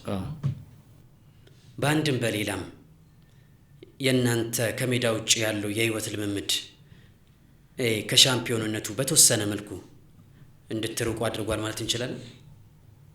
ወይም ደግሞ ለውጤት ማጣቶች የእናንተም ማስተዋጽኦ አለበት? አዎ በደንብ እንዲህ እየነገርኩህ እኮ ነው። እስኪ አብራራልኝ። ከምን አንጻር ምናምን ማለት አንዳንዴ ማድረግ እየቻልክ አታደርገውማ ነገሩን። ለምሳሌ አሁን ሜዳ ላይ ያለውን ነገር እሳቱኛ የሚጠቅም መስሎ ያንን ነገር ስናደርግ የነበረው ግን ማድረግ እየቻልክ ከሆነ ሰዓት በኋላ እኮ ይደክማል። እንኳን እንደዛ ተተዳደረ ምናምን ነገር እኮ አይደለም እኮ በኖርማልም እኮ የሆነ ሰዓት ላይ አቅም ያንሳል። ኮንዲሽን እየጠበቅን ምናምን ነው ማለት ከአየሩም ከምኑም አንጻር ምናምን እንደዚህ ነገር ይመጣል እና በጣም ተጽዕኖ አለበት። ግን በዛ ሰዓት ሁለተኛ በወጣን ሰዓት እኔ በግሌ የክለቡም ችግር ነበረበት ብዬ ነው የማስበው። ከምን አንጻር? እስኪ አይደግፉትም ነበረ። ማንን? ካሴን በክለቡ ደረጃ ነው ምን አይደግፉም ብትል ማለት ለምሳሌ ወደ ዋንጫ እየሄድክ ነው። ለምሳሌ አሁን ከፋሲል ጋር 2 ጨዋታ 3 ጨዋታ እየቀረው ከፋሲል ጋር በ2 ነጥብ ምናምን ሆነ የፋሲል ጨዋታ። እሺ ከፋሲል ጋር በነበረን ጨዋታ ላይ አመራሮቹ መጥተው ማበረታቻ ብለው ማሊያን ይሰጡን። የምርህን ነው? የእውነት ማሊያ እኮ እኔ ለቤተሰቦቼ እኮ 5 6 ነው የምገዛው። ለጓደኞቼ ለሰፈር ልጆች የምሰጣቸው ነው። በጣም ነው ያፈርነው በሰዓቱ። በጣም ማለት ከማሊያው በላይ እንደዚህ ብታረጉ ብለ አንዳንዴ እኮ ብትናገር ይሻላል። ይሄን ካሸነፋችሁ ብለ ገዛኝ ምናምን ነበር። መተው ሰብስባችሁ እራት ላይ ተሰብስበን ለፋሲል ጨዋታ እንግዲህ ፋሲልን ብናሸንፈው እኮ እኛ ወይ በአንድ ነጥብ እንበልጠዋለን ወይ በነጥብ እኩል ነው የምንሆነው። እሱን ጨዋታ በደንብ ማድረግ የምንችለውን ጨዋታ ነው የምልህ። በደንብ ማድረግ የምንችለውን ጨዋታ መተው በእነሱ በኩል እንደውም ይመስለኛል ብዙ ብር ነው ራሱ ለማበረታቻ ይሄን ካሸነፋችሁ ምናምን ተብሎ ኦሬዲ በቃ ይርቁናል። እኛን ካሸነፉ እነሱ ይርቁናል። ኦኬ ፋሲሎች ለነሱ ከፍ ያለ በደንብ ሰምታችሁ ነበር? መረጃው ነበረን ሰምተን ነበረ። ለእናንተ ማሊያ ማለት ሲመጡ ምናምን ሲሉ ምናምን በቃ ደስ ብሎን ነበረ። እሺ በቃ እንትናችንም ጨምሮ ነበረ ምናምን የተባባል ነበር። ከራት በልተን እንትን ካለም በኋላ መጡ። አቶ ገዛኝ ወልዴ ነበረ። ሌላ ማን? አቶ አለቃም ነበር ምናምን። አቶ አለቃ ፍቃደ ማሞ። እሺ ውድድር ጨዋታው የት ነበረ? ባህር ዳር ላይ። ባህር ዳር። እሺ ከዛ መጣው እንደዚህ ያሉን ማበረታቻ ይሄው ማበረታቻ ምናምን ብለው በጣም ነው ያዘነው። ቆይ ቀደም ሲል ያኔ ክለቡን ረበሽክ ተብለህ 35,000 ስትቀጣ እጅን አውጥተህ ከግል ጉዳይ ጋር በተገናኘ ጥያቄ ጠይቀ ነበረ። ለወሳኙ ጨዋታ አመራሮቹ ራት ላይ መጥተው ኢንሴንቲቭ ጠብቃችሁ ማሊያ ሲሰጧችሁ ከማከላችሁ እጅ አውጥቶ ኢንሴንቲቭስ ብሎ የጠየቀ የለም? ምንም የለም። ለምንድን ነው መሰለህ እንደዛ ያላልንበት ምክንያት በቃ ኢንሴንቲቭ ኦልሬዲ እኮ ምንም ቢጨመር ነው የሚነገረው። ኢንሴንቲቭ እኮ አለ እኮ መደበኛው ኢንሴንቲቭ አለ። ከተጨመረ ነው የሚናገርህ። እናንተ እነሱ ደግሞ ኤክስፔክት አድርጋችሁ ነበር ነው በቃ መደበኛው አለ መደበኛው ስታሸንፍ የተለመደው አለ። ይሄ ግን ለዋንጫ እየሄድክ ነው። ከፋሲል ጋኛ ሁለት ጨዋታ ሶስት ጨዋታ እየቀረን ነው። በቃ ሁለተኛው የወጣንበትን አመት ነው እና ራሱ አንደኛ ሻምፒዮን የሚመራውም ቲም እኮ ነው ያገኘነው። አንደኛ ላይ ያለው እኛ ሁለተኛ የሁለት ነጥብ ነው ምናምን ነው ልዩነታችን። ካሸነፍነው እኛ በአንድ ወይ እኩል ነጥብ እንሆናለን። ስትነጋገሩ እነሱ ሲመጡ ኤክስፔክት ያደረጋችሁት ምን ነበር? ምን ያህል ገንዘብ ነበር? በቃ ቢያንስ 10 ምናምን ኖርማል ኢንሴንቲቭ 5000 ነው። 10 ያደርጉ ማለት ከዚህ በፊትም 10 ተደርጎ ያውቃል። ከጊዮርጊስ ጋር ስንጫወት እሺ ይሄ ዛሬን ጨዋታ ካሸነፋችሁ 10,000 ብር ሆኗል ኢንሴንቲቭ ምናምን ተብሎ አንዳንዴ ምን አለ መሰለኝ ሱሬ ብር ባይኖርህም እዛ ድረስ መጥተህ እንዲህ ታደርጉ እንፈልጋለን ከጎናችሁ ነን ምናምን ብሎ መሄድም በራሱ በጣም ትልቅ ነገር ነው። እኛ ማለት ራሳቸው መምጣታችሁ ራሱ እኮ ደስ ይለናል እኮ እኛን ለማበረታታት። ግን አበረታተው ምን ካሉን በኋላ ማሊያ ምንድነው ነው ማሊያ እኮ እኛ ሲመጣ እንኳን ገዝተን ለጓደኞቻችን እንሰጣለን። ቡናን የሚመጥን አይደለም መሳት አልነበረም። እንዴ ለዋንጫ እየሄድክ አንዳንዴ አይፈልጉትም እንዴ ትላለህ እኮ ሰውየው ማለት ነው። ዋንጫው እንዴ ዋንጫውን ምንድነው ይሄ ብለህ ማሊያ ሰጡን። በቃ ተነጋገርን። በቃ እንደዚህ ነው ምናምን። እሺ የፋሲሎችን ሰምተን ነበር ብለኛል። ፋሲሎች በጊዜው ለተጫዋቾቻቸው ስንት ነበር ታስታውሳለህ? ከ10,000 ብር በላይ እንደሆነ ነው። ከ10,000 በላይ እናንተ በማሊያ ከባድ ነው አይደለም እንዴ? በጣም ከባድ። በዚህ ንዴት ማታውኑ ወጣችሁ ወይስ ደግሞ ዶር ማደራችሁ? አይ አልወጣንም። አልወጣችሁ? በቃ እዛው እንትን ግን ቁጭ ብለን ምናምን በቃ አወራና ምን አመሸ። በቃ ያው አንዳንዴ የተጫወትክም ያወራም ክላሱ እና ታመሻ የሆነ ክላስ ሄደ ምናምን በጓደኛ ጋር ያመሸ ምናምን ሰዓቱ ሄዳል። በቃ ገባን ተኛ። እንዳልኩ ነው የተፈጠረው። ይሄ አንዳንዴ እንትንንም ይረብሹታል። ማጉረምረም ነበረ በደንብ እንጂ ነበረ እኮ። እንዴት እጅ አውጥቶ እንዲህ ነው። ካፒቴኑ ማን ነበር ያኔ? አቦከር ነው? አይ አማኑኤል ነበር። እንዴት አልተናገረም? ምንድነው መሰለሽ ክለቡ ላይ አንዳንድ እንደዚህ አይነት ነገሮች አሉ። በቃ አማኑኤል አሁን ለምሳሌ በዛ ሰዓት እኛ በነበርን ሰዓት አማኑኤል ጠይቅ እንደዚህ ነው አማኑኤል ጠይቅ የሆነ ነገር እንደዚህ ነው ምናምን ሰንደለው አማኑኤል አሁን ያውቀዋል ቆይቷል ቡና ቤት በደንብ ነው። በቃ ላንተ ያኔ አልጠይቅም ይላል። ምንም እንደማይመጣ አውቀዋለሁ ይላል። በቃ ታዝናነ። ይሄ እንትን ነው የሚመስለው እዛ ያለ ምናምን እጅ አወጣ ምናምን ትጠቆራለህ እንዴ ምናምን ነው የምትባለው። ጭራሽ እኛማ እንዴት ነው የምንለው እንደዛ? እኛማ ወረቀት የተሰጠ እንዴት ነው እንደዛ ማለት ነው። ግን እኛ ግን ብለን አማኑኤል ምንድነው ምናምን እንላለን።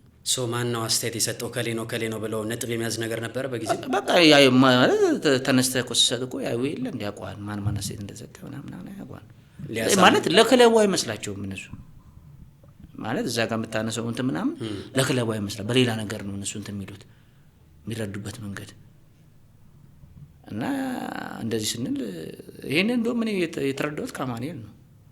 እሱ እዛ ቤት ብዙ ስለቆየ ያውቀዋል። በቃ ከዛ አማኑኤል ወላ አንዳንዴ እነሱ እንደሚመጡ ራሱ ከተነገረን አማኑኤል ምናምን ብለን እኛ እንዘጋጃለን። እንደዚህ ማለት ክለቡ አሁን እንዲህ ያለበትና እንደዚህ ነው አንዳንድ ጥያቄዎችን ጠይቃለሁ።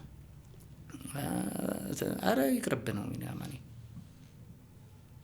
አማኑኤል በፍጹም በቃ አንተ ከፈለክ ጠይቅ ይላል። በግልጽ ነው የሚነግረኝ። ያውቀዋል ማለት እኔ አልጠይቅም ይላል።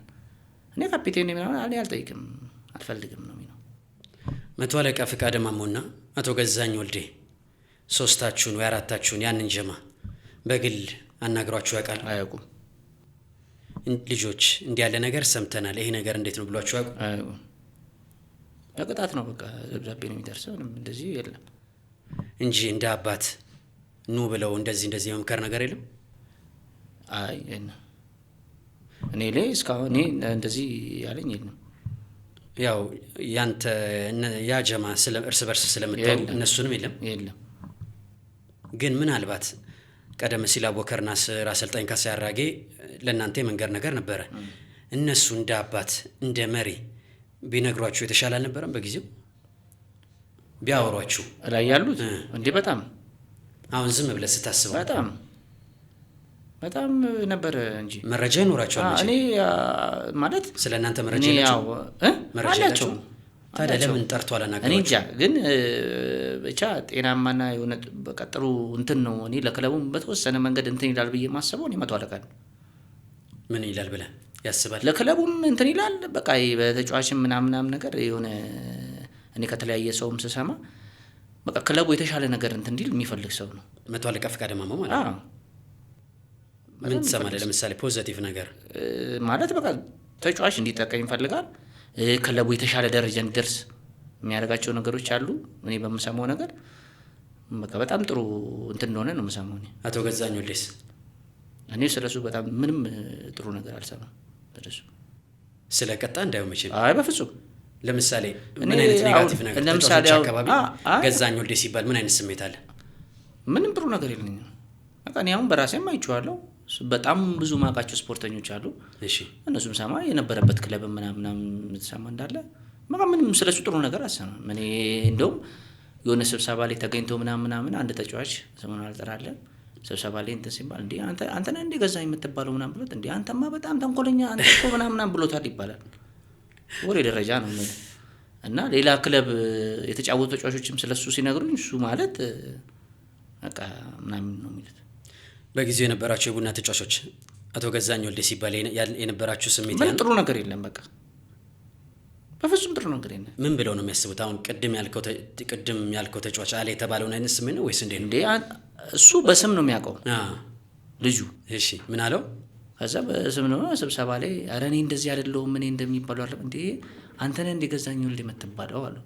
እሺ እንዴ አንተማ እኮ በቃ ድብን ያልክ እኮ አንተ የታወቅከን ምናምን ብሎ ስብሰባ ላይ ወላ ራሱ ተናግሮት ድብን ያልክ ምን አንተማ ድብን ያልክ አጭበርባሪ እንደዚህ ምናምን ብሎት ማለት ነው። እሺ በጊዜው የክለቡ ስራ አስኪያጅ አቶ ገዛኝ ወልዴ ነው። ሲመጣ እራት ላይ ሊያናገራችሁ በአንድም በሌላ ምናምን ገዛኝ ነው ሲባል ምን አይነት ስሜት ነበራችሁ? ያው አንድ ላይ ነው የሚመጡት። አይ ስፔሲፊካሊ ለገዛኝ ነው ምንድነው መሰለህ አሁን ራሴ የምረዳበት መንገድ አለ። በእኔ በኩልም ያሉ ልጆች የምንረዳው በቃ ገዛኝ ሲመጣ የሚያወራን ወሬ በቃ እንደዛ ነው። በቃ የማጭበርበር ነገር አለ እንደዚህ ነው ምናምን ብሎ የሚሸውድህ ነገር አለ አይደል? በቃ እንደዛ እንደሆነ እናውቀዋለን። ትክክለኛው ወሬ የሚያወራል መዛ ሰዓት ሲመጣ መቶ አለቃ ነው። በቃ ያለውን ነገር ነው ፍለፊት የሚነግርህ። እንደዚህ ካልሆነም አልሆነም ነው፣ ከሆነም እናደርጋለን እንሞክራለን፣ እንደዚህ ነው እናንተ ብቻ አይዟችሁ ምናምን ነው። እና በቃ አሁን ክለቡ ማለት ውጤትን ባጣም ሰዓት በትክክለኛው መጥቶ የሚናገረው ፍለፊት መቶ አለቃ ነው። አቶ ገዛኝስ ይናገራል፣ ግን ከስሜቱ የምታያቸው ነገሮች ነው። ምን በቃ ለቲሙ ትክክል ነው የምትለው። ሲያሸንፍም እንደዛው ከልብ ነው። በቃ ስናሸንፍም መጥቶ በጣም ደስ ብሎት መቶ አለቃ ጎበዝ በርቱ እናመሰግናለን ምናምን በጣም ደስ ብሎኛል እንዲህ በማድረጋችሁ ምናምን ብሎ መጥቶም እንትን የሚለው እሱ ነው። ልክ ውጤት ስናጣ መጥቶ ጎይለ የሚናገር በቃ እሱ እንዴት ምናምን ብሎ ምንድነው ጥያቄ ይመጣል። ምንድነው ያነሰ የጎደለ ነገር አለ ምናምን ይናገራል። ከዛ አንዳንዴ እንደውም ተጫዋች ምናምን እያነሳ እንደዚህ የራሱ የግልም ምናምን እያነሳ እንትን ሲል ለምን እንደዚህ ያልሆነ ምናምን ይለዋል አጠገቡ መቶ አለቃ። ከዛ ይሄ ይስተካከል ምናምን ይለዋልና እኔ በማየው ሰዓት በነበረ ሰዓት መቶ አለቃ አንዳንዴ እንደውም ከገዛኝ ደግሞ መቶ አለቃ ነው ማውራት ራሱ ምን መርጠ የነበረው። መቶ አለቃ እንዴ በቃ ትክክለኛ ሰው ነው ማለት እንደዚህ ምናምን እንደዚህ ምናምን የሚሄድበት ነገር የለም። እንደ ወታደር ቀጥታ ልክ ካልሆንክ ልክ አይደለም፣ ልክ ከሆንክ ልክ ነህ፣ እንደዚህ ምናምን የሚለው ነገር የለም። በቃ ያው ማለት እናከብረዋለን እኛም በጣም ጥሩ ሰው ነው። በቃ እንደዚህ ነበር በጊዜው ያቶ ገዛኝ ወልዴ እዛ ቦታ ላይ መኖር ክፍተት እንዲኖር አድርጓል ብለህ ታስባለህ? በውጤታችሁ ላይ በምናችሁ ላይ? እኔ ክፍተት አድርጎታል ብዬ አስባለሁ። እኔ ቡና እያለሁ 2010 ወይ 11 ካልተሳሳትኩኝ አሁን የክለቡ ስራ አስኪያጅ አቶ ፍሳ የሚባሉ ነበሩ። እሺ በቃ ልነግርህ አልችልም።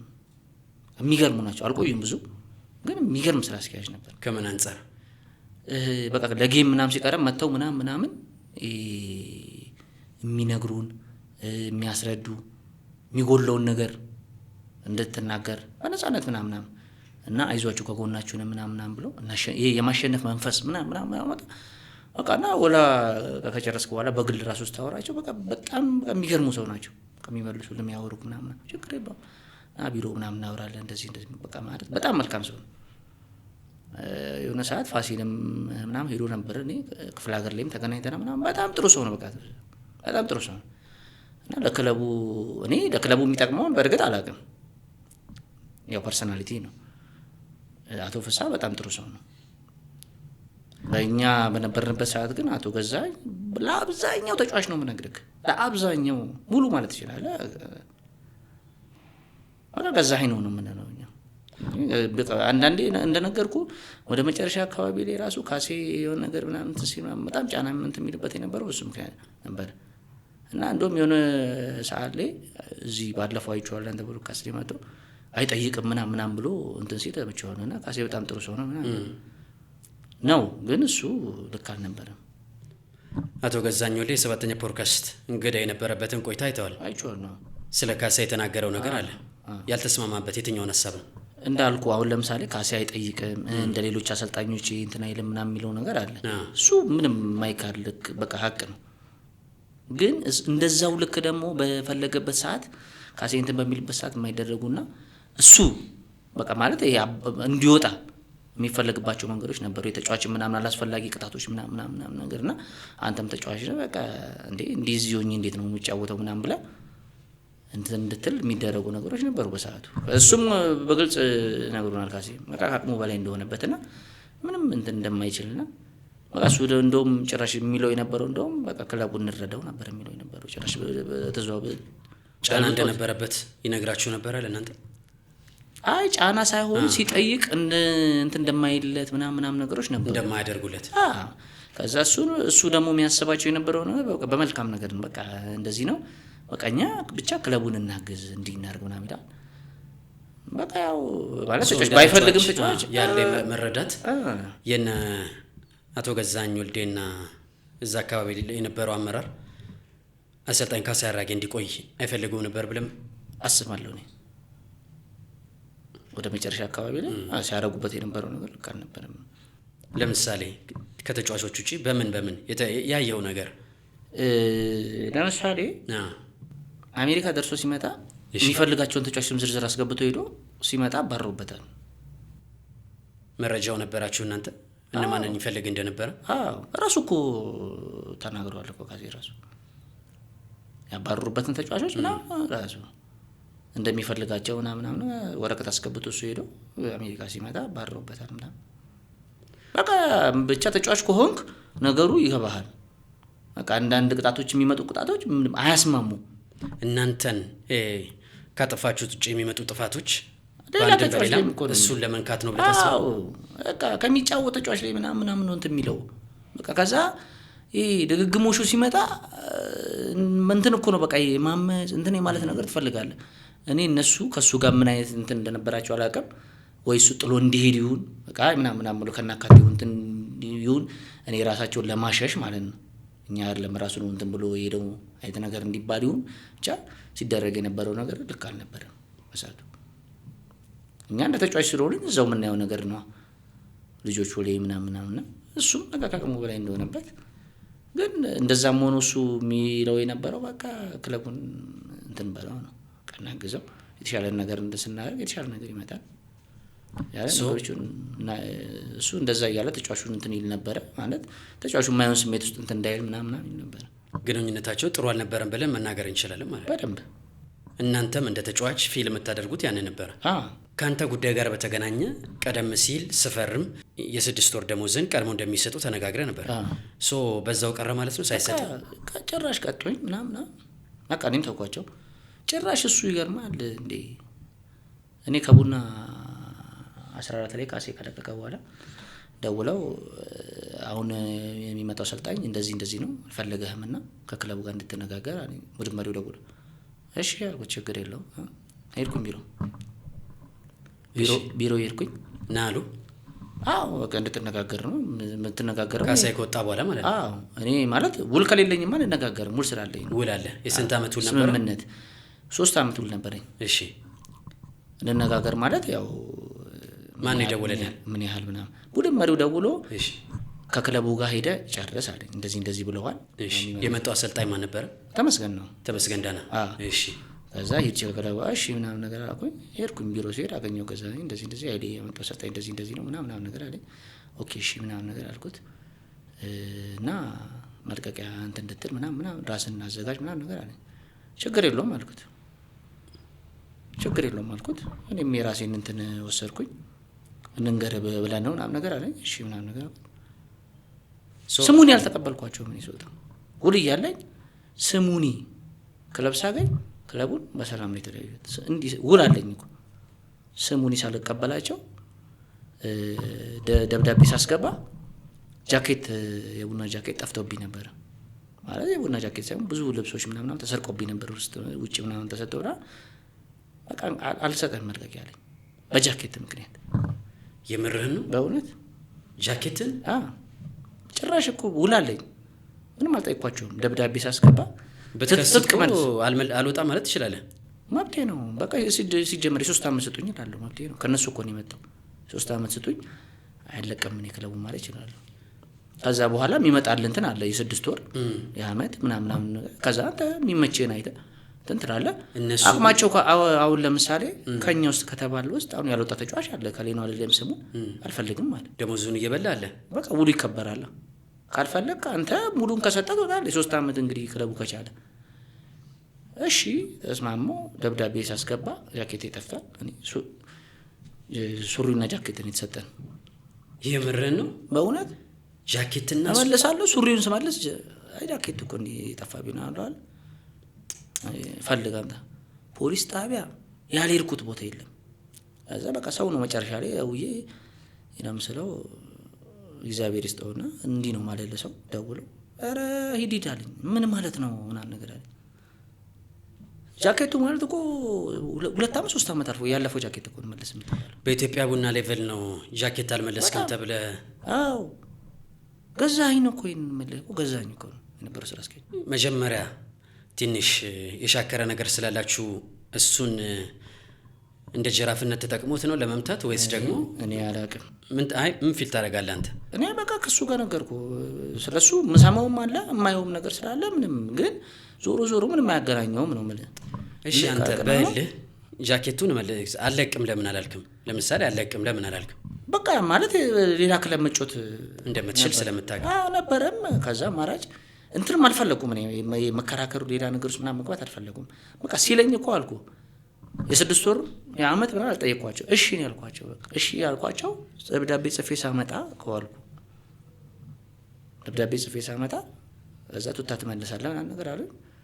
እሺ ሱሪውን ማለት ጃኬቴ ግን እንደዚህ ጠፍቷል ምናምን ነገር አልኳቸው። ስለው በፍጹም ምናምን ነገር በቃ ነገርኩ።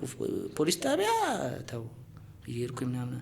ከዛ ፖሊስ ጣቢያ ደግሞ ሌላ ነገሮችም አሉት። በቃ ምስክር አሁን ዝም ብለህ ቆመ ብለህ ስታስበው በጊዜው የመጣው አዲሱ አሰልጣኝ ተመስገን ዳናን ያልፈለገ ወይስ ደግሞ አቶ ገዛኝ ወልዴ ካንተ ጋር ጥሩ ግንኙነት ስላልነበረው እንድትወጣ ፈልጎ የቱ ይመስላል? እንደዚህ ነው ባለልም እኔ የተነገረኝ ተመስገን ዳና እሱ አቶ ገዛኝ ያለ ቡድን መሪው ደውሎ የሚመጣው አሰልጣኝ ስም ዝርዝር አስገብቷል፣ ማትቀጥሉ ልጆች የማይፈልጋቸው ልጆች ተብሎ ሄድኩኝ። ገዛኝን አገኘሁት። የሚመጣው አሰልጣኝ እንደዚህ ብሎ ኃይሌ እንደዚህ ነው እና ያው እንጂ አቶ አሰልጣኝ ተመስገን በግል አላወራህም? ደውሎ ምንም አላወራንም። በጊዜው አልፈለጋቸውም ያላቸው ተጫዋቾች እነማን ነበራቸው? ብዙ ልጆች ነው በቃ የወጣ ነው ማለት ነው። ኦኬ በመጡት ያሁሉ ተጫዋች ሲመጣ ወጥቷል። ማን ያልወጡ ግን አለ። ግን የወጣችሁ ለምሳሌ አንተ ወጣ? እኔ እሺ ዊሊያም ታፈሰ ምናምን በቃ ሚኪያስ ምናምን ያ ጀማ እንዳለ ወጣ። እና ሌላም ልጆች አሉ፣ ሌሎችም አሉ። አንድ ልጅ ግን እሱም አልፈልግም ተብሎ በቃ ሳይስማማ በዛው ቀጠል ማለት ወይ በቃ እንደማይፈልግ ተናግሮታል እና ቃለንኛ ግን በውል ደረጃ ይመስለኛል አልተስማሙት። ይሄን ያልክፈሉኝ ወይ ይሄን ያን በቃ ከዛ በኋላ አልቻሉም መሰለኝ። ክለቡ እንትን አቅም ይመስለኛል። ልጁ ቀጠለ። ምንም አይጫወትም ልጁ ቤንች ነው በቃ ግን ደሞዙን ያገኛል። ውል አለው። ውሉ ይከበራል። ካንተ ጋር ውል የነበረው ነበር ሌላ? ማን ለምሳሌ እንዴ አሁን ታፈሰ፣ ሚኪያስ፣ ዊሊያም ምናምን እኮ ነበራቸው። አልጠየቁም? ካሳ አልጠየቁም? አላውቅም እሱ እንዲሁ መረጃ አልነበረም? መረጃ የለኝም። ግን እኔም እንደሰማሁት እንደዚህ እንዳልጠየቁ ነው የማውቀው። ብር እንዳልጠየቁ ነው የማውቀው። ግን ለኢትዮጵያ ቡና አሁን ከነገርከኝ ማለት ትልቅ ስኬት ነው። የሁሉ ተጫዋች ውል እያለው ከለቀቀ ማመስገን አለባቸው ብዬ አስባለሁ። እጅግ በጣም ማለት በደንብ አድርገው ማመስገን። የእናንተ የ3 ዓመት ውል ወደ ገንዘብ ቢቀየር ብዙ ነው። ክለቡን እኮ በጣም ይጎዳዋል።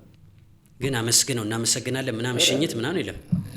እናመስግን ጃኬት አለኝ ጭራሽ ምስጋና እኮ አረን ጃኬት እንዲህ ስላረክ እናመሰግናለን ኃይሌ በቃ ቢያንስ እንኳን እኔ ብር አልጠየኳቸውም ምናምን እንደዚህ ቴንኪዋ ጭራሽ በቃ ጃኬት አረ ምናምን ጃኬት ካላመጣ በቃ ብዙ ነገር እንትን ብዬ በቃ ከዛ እንደውም እኔ ወደ መጨረሻ አካባቢ ላይ በቃ እኔም ነገሩ እንትን ልለው ነበር። አይ በቃ ካልሰጣችሁኝ ምናምን ብለው ነበር። ምክንያቱም እዛ የሚፈልገኝም ቲም ገብተዋል። በዚህ ምክንያት ነገሩ የተጓተተ ነው። ከዛ ፖሊስ ጣቢያ አስመስክረ እንትን ብለህ ምናምን በጣም እንትን ነው። ከዛ በጃኬት ምክንያት አሁን እንትን የምትልበት አሁን የመጣ ጃኬት እኮ አይደለም 2 ዓመት 3 ዓመት የለበስነው ጃኬት እኮ ነው ጭራሽ። ለምን ትናንትና እንኳን ቢሰጡ በኢትዮጵያ ቡና ሌቭል ፍጹም ልክ አይደለም። በእኛ ሀገር ጭራሽ ነው ፍጹም ልክ አይደለም። እና እንዲህ ስለሚል እኔ ማለት ከተለያዩ ሰዎችም ስለምሰማ አብሬው እዛ ሲጫወት የነበሩ ልጆች ጋርም ስለማይ በፍጹም በቃ ለሱ ምንም እንትን የለኝም። ስለዚህ ገዛኝ ወልዴ ሲባል በጊዜው የነበራቸው ልጆች ጥሩ ስሜት አላቸው። ለሱ እኔ ጥሩ ነገር የለኝም። አሁን ግን ይቀራልከው ወይስ እንዴት ነው? አዎ እንዴ አሁን ያው አፉ ብለዋል። አራው ኃይሌ ቡና ቤት ግን በገንዘብ ደረጃ ምን ያልተጠቀምክ? ልክ ከቡና ጋር መልቀቂያውን ስታስገባ ይሄን ያህል ገንዘብ ቡና ቤት ሰርቻለሁ ብለህ የነበረ ገንዘብ ነበረ? የተወሰነ ነው ነበረ? የተወሰነ ነበረ። በዛ የ90 ሺህ ብር ወራዊ ደሞዝ 2014 ማለት ነው ወይ? 90 ሺህ ብር የሆነልህ መቼ ነው? 2012 2012 ክረምት ላይ ነው። ክረምት ላይ which means ገንዘቡም አቅም የነበረው ጊዜ ነው። 90 ሺህ ብር የተጣራ በጣም ቆንጆ ክፍያ ነው አይደለም? ኔት የተጣራ ነው። ኔት የገዛው ንብረት ምናምን ነበረ በጊዜው? አይ ምንም የለም። ከዛ በፊት ነው የገዛሁት። እንደው ምን በ10 ምናምን ሺህ ብር 45 ሺህ ብር ነው የገዛሁት እኔ መኪና። ኦኬ መኪና ገዝተህ ነበር? አዎ 2010 ክረምት ነው 11 ክረምት ገዝቼ ነበር ነው። ቡና ቤት 2011 ቡና ቤት እያለ? አዎ ኦኬ ምን አይነት መኪና? ቪትስ ነበረች። አለች አሁንም? አይ የለችም ተሸጣለች። ተሸጠች? መቼ? የሆነ ማለት ከባድ አደጋ ደረሰና ተሸጠች። 2011 ደብረ ዘይት እየሰራ ትሬዲንግ ምናምን እዛ ነበር የምንሰራው። እሺ ገዛኝ ይዞት ቲሙን ማለት ነው። እሺ ደብረ ዘይት ትሬዲንግ ሰርታ አሰልጣኝ ገዛኝ ወልዴ ደግሞ መቼ ያሰልጠንኩ እንዳይል እሱ አይደለም አሰልጣኝ ገዛኝ እና ትሬኒንግ ሰርታ ስንመጣ ሃይዌይ ላይ ተጋጨን።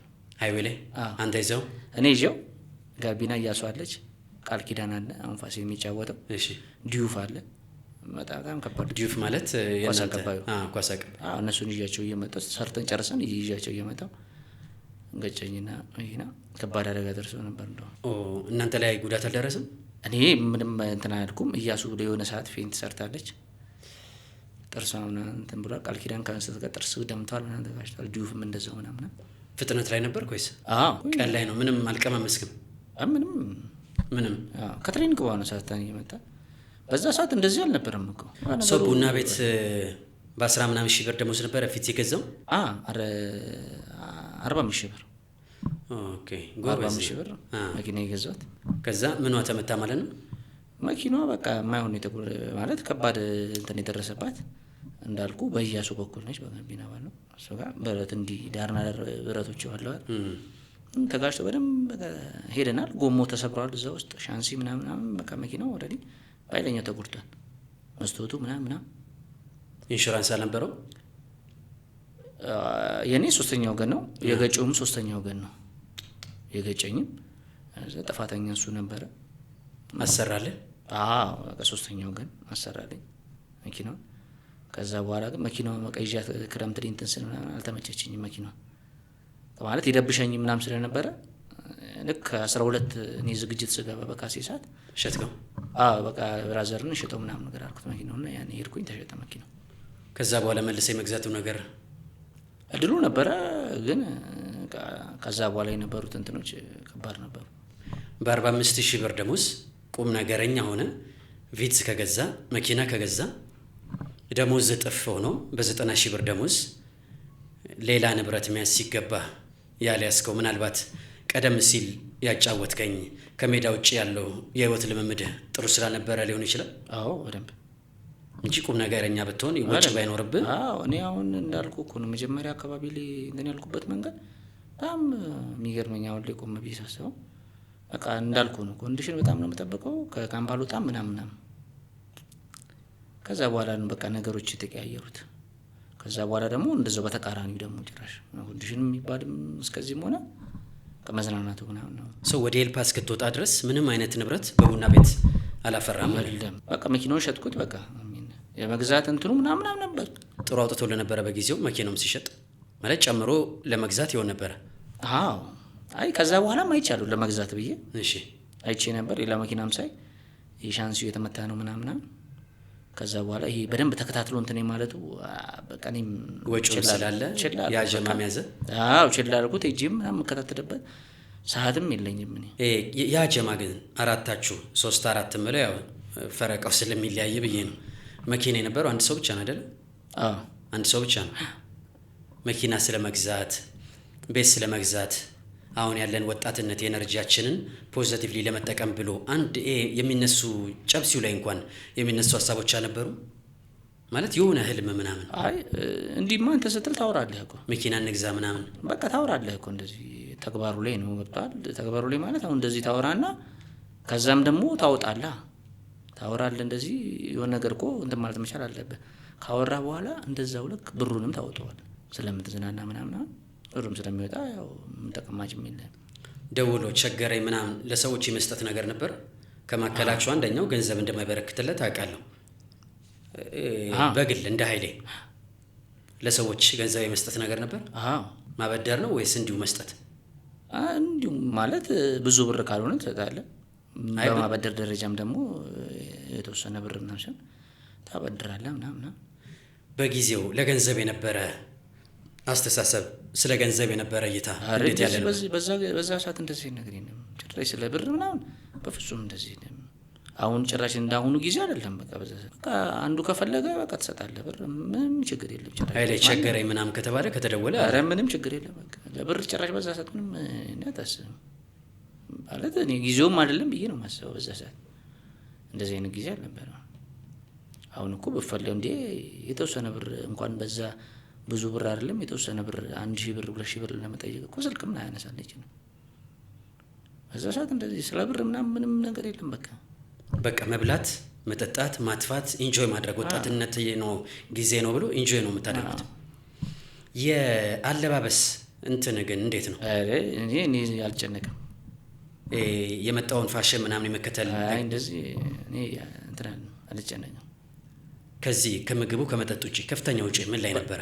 ከምን በቃ እሱ ነው እንጂ ከፍተኛው ለጨብስ የሚወጣው ነው። አዋ ምንም እኔ በቁንጣ ምናምን ነው ምዝናናው እንጂ ይሄን ልብስ አይለኛ ልብስ ለብሰ ምናምን ትለብሳለህ። ግን ይሄ ለፋሽን እንትን ምናምን ተከታይ ምናምን እንዲህ ብዙም መልሰው አይደለም። እንዲህ አግኝቶ ወረተው ነገር እንደ ግል ነው አሁን የምጠይቅህ። ሌሎቹ አንደኛው ሌላው ሲመጣ ደግሞ የሚያነሳው ይሄ ነገር ግን ጫን ብሎ እየሄድክበት ያለው መንገድ ትክክል አይደለም። ሜዳ ላይ በጣም ድንቅ ተጫዋች ነህ። አንድ ዘመናዊ ፉልባክ ሊኖረው የሚገባው ኳሊቲዎች ሁሉ አሉ። ነገ በጣም ብራይት ነው። ኃይሌ ኧረ ፍሬን ያዝ፣ ቀስ በል የሚሉ ጫን ያሉ ምክሮች ቤተሰብ አካባቢ ከጓደኛ ምናምን አልነበረም? በጣም ብዙ ነበር እንዴ ጓደኛ ቤተሰብ ምናምን አይደለም ማላቀው ራሱ ጭራሽ ማላቀው እንዳልኩ ክለብ ስንገናኝ ምናምን በቃ እንዴ ኧረ ምን እየሰራ ነው ምናምን ኧረ ተው እባክህ ምናምን ቢላል በጣም ብዙ ሰው ነው የምነግርህ። በቃ ይሄ ኳሱ አካባቢ ያለ የሚያይ ምናምን ሰው በጣም እንደውም አንድ በጣም ታዋቂ እንትን አለ ደብሮ ማጎስ ይባላል። ይመክረኛል ምናምን እና ከኔ ጋር የነበሩት ምናምን ኧረ ተው ይዝናናበት በእናትህ ምናምን ይባላል።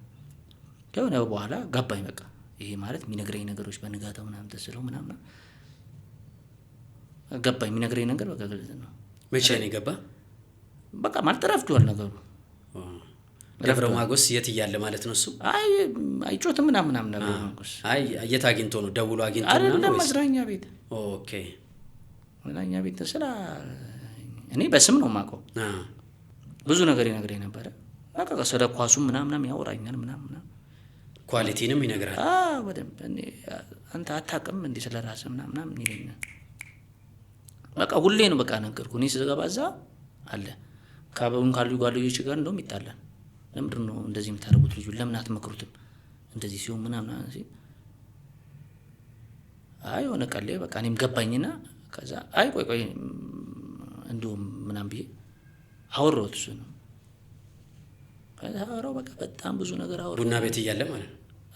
አለም አሁን በቃ ነገሮች ከረፈዱ ምናምን በኋላ እሱ ያለኝና ተው ገና ነው ምናምን ነገር አለኝ። እሱ ስልክ ሰጠኝ ምናምን ደውልልኝ ምናምን እንደዚህ አይዞህ ምናምን ነገር አለኝ። በቃ ውጣ እንደዚህ አይነት ነገር ምናምን ነገር አለኝ። ገና እኮ ነህ አንተ እንደዚህ ምናምን በቃ በጣም ብዙ ነገር አወራኝ። እሱ ምናምን እንደዚህ በቃ የሚሉ ሰዎች አሉ ብዙ እንትን መላቸው። ግን በጊዜው እድሜው የነበርክበት ጀማ ምናምን ያንን ነገር እንድትሰማ አላደረገም? በፍጹም በቃ በዛ ሰዓት በጣም ከባድ ነው። ምናልባት ካንተ ጋር ያለኝን ቆይታ እንዳያጎድል ይህንን ሀሳብ ማንሳት አለብኝ ብዬ አስባለሁ። እዚህ ፖድካስት ላይ በተደጋጋሚ ከሚነሱ ስሞች አንደኛው የአሰልጣኝ ካሳዬ አራጌ ስም ነው። በስሩ እንደሰለጠነ ቀደም ሲል እንደገለጽከው ለሱ የጨዋታ መንገድ ከሚፈለጉ ፉልባኮች መካከል አንዱ አንተ ነህ። የቀኝ ፉልባክ አንተ፣ አስራት ቱንጆ ደግሞ በግራ ሆኖ ምን አይነት ኬሚስትሪ እንደነበራችሁ እናስታውሳለን።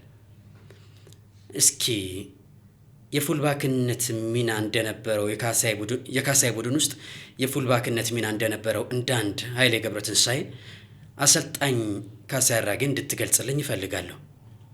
ካሳዬ አራጌ ፐርሰናሊቲው ስብዕናው በቅድሚያ ወደ ኳሱ ከመሄዳችን በፊት እንዴት ያለ አሰልጣኝ ነው? ስብዕናው እንዴት ያለ ነው? እስኪ እባክህን። ስለ ስብዕናው ስለሱ ብዙ ተብሏል እኮ። የሚገርም ስብዕና ነው ያለው እንደ አባት ምናምን በቃ ማለት ከኛ ሀገር ኳስ እንትን ቀድሞ ሄዷል በብዙ መንገዶች ነው። በጣም የሚገርም ሰው ነው ማለት በቃ እንዲህ በቃላትም እንዲማትለው ሰው ነው በቃ። እና ለምሳሌ እንደ አሰልጣኝ ከተጫዋቾች ጋር ያለው ኮሚኒኬሽን ተግባቦት እንዴት ያለ ነው? በጣም ምርጥ ነው። በጣም ከተጫዋች ጋር ምናምን በጣም በቃ ጥሩ ግንኙነት ነው ያለው። ብቻ ጤናማ ነው እንትኑ እኛ ነን እንትን ያልንበት እንጂ ብዬ ማሰበው እሱ ብዙ ነገር እንትን በሱ አጮት መንገድ ነው በሱ እንትን እኔ ብዙ ነገር ማድረግ ነበረብን ብዬ ነው ማሰበው። እኔ ሚኪ ምናምን አብረን ስለነበርን ቡና ቤት እችም ጀምሮ መጀመሪያ የነበረን ነገርና ልክ እሱ እንትን ካለ በኋላ እንትን ያልንበት መንገድ ልክ አይደለም። የሚያብሱ ከመጀመሪያው ሳድግ በነበረበት ዘበዛያች ቆንጆ ታይም ላይ በደንብ በካሳዬ ደግሞ በጣም ከዛ በላይ መሆን ይችል ነበር። ሚኪም መሆን ይችላል ብዬ ነው ማሰበውና ያን ነገር አላደረግንም። የራሳችን ችግር ነው።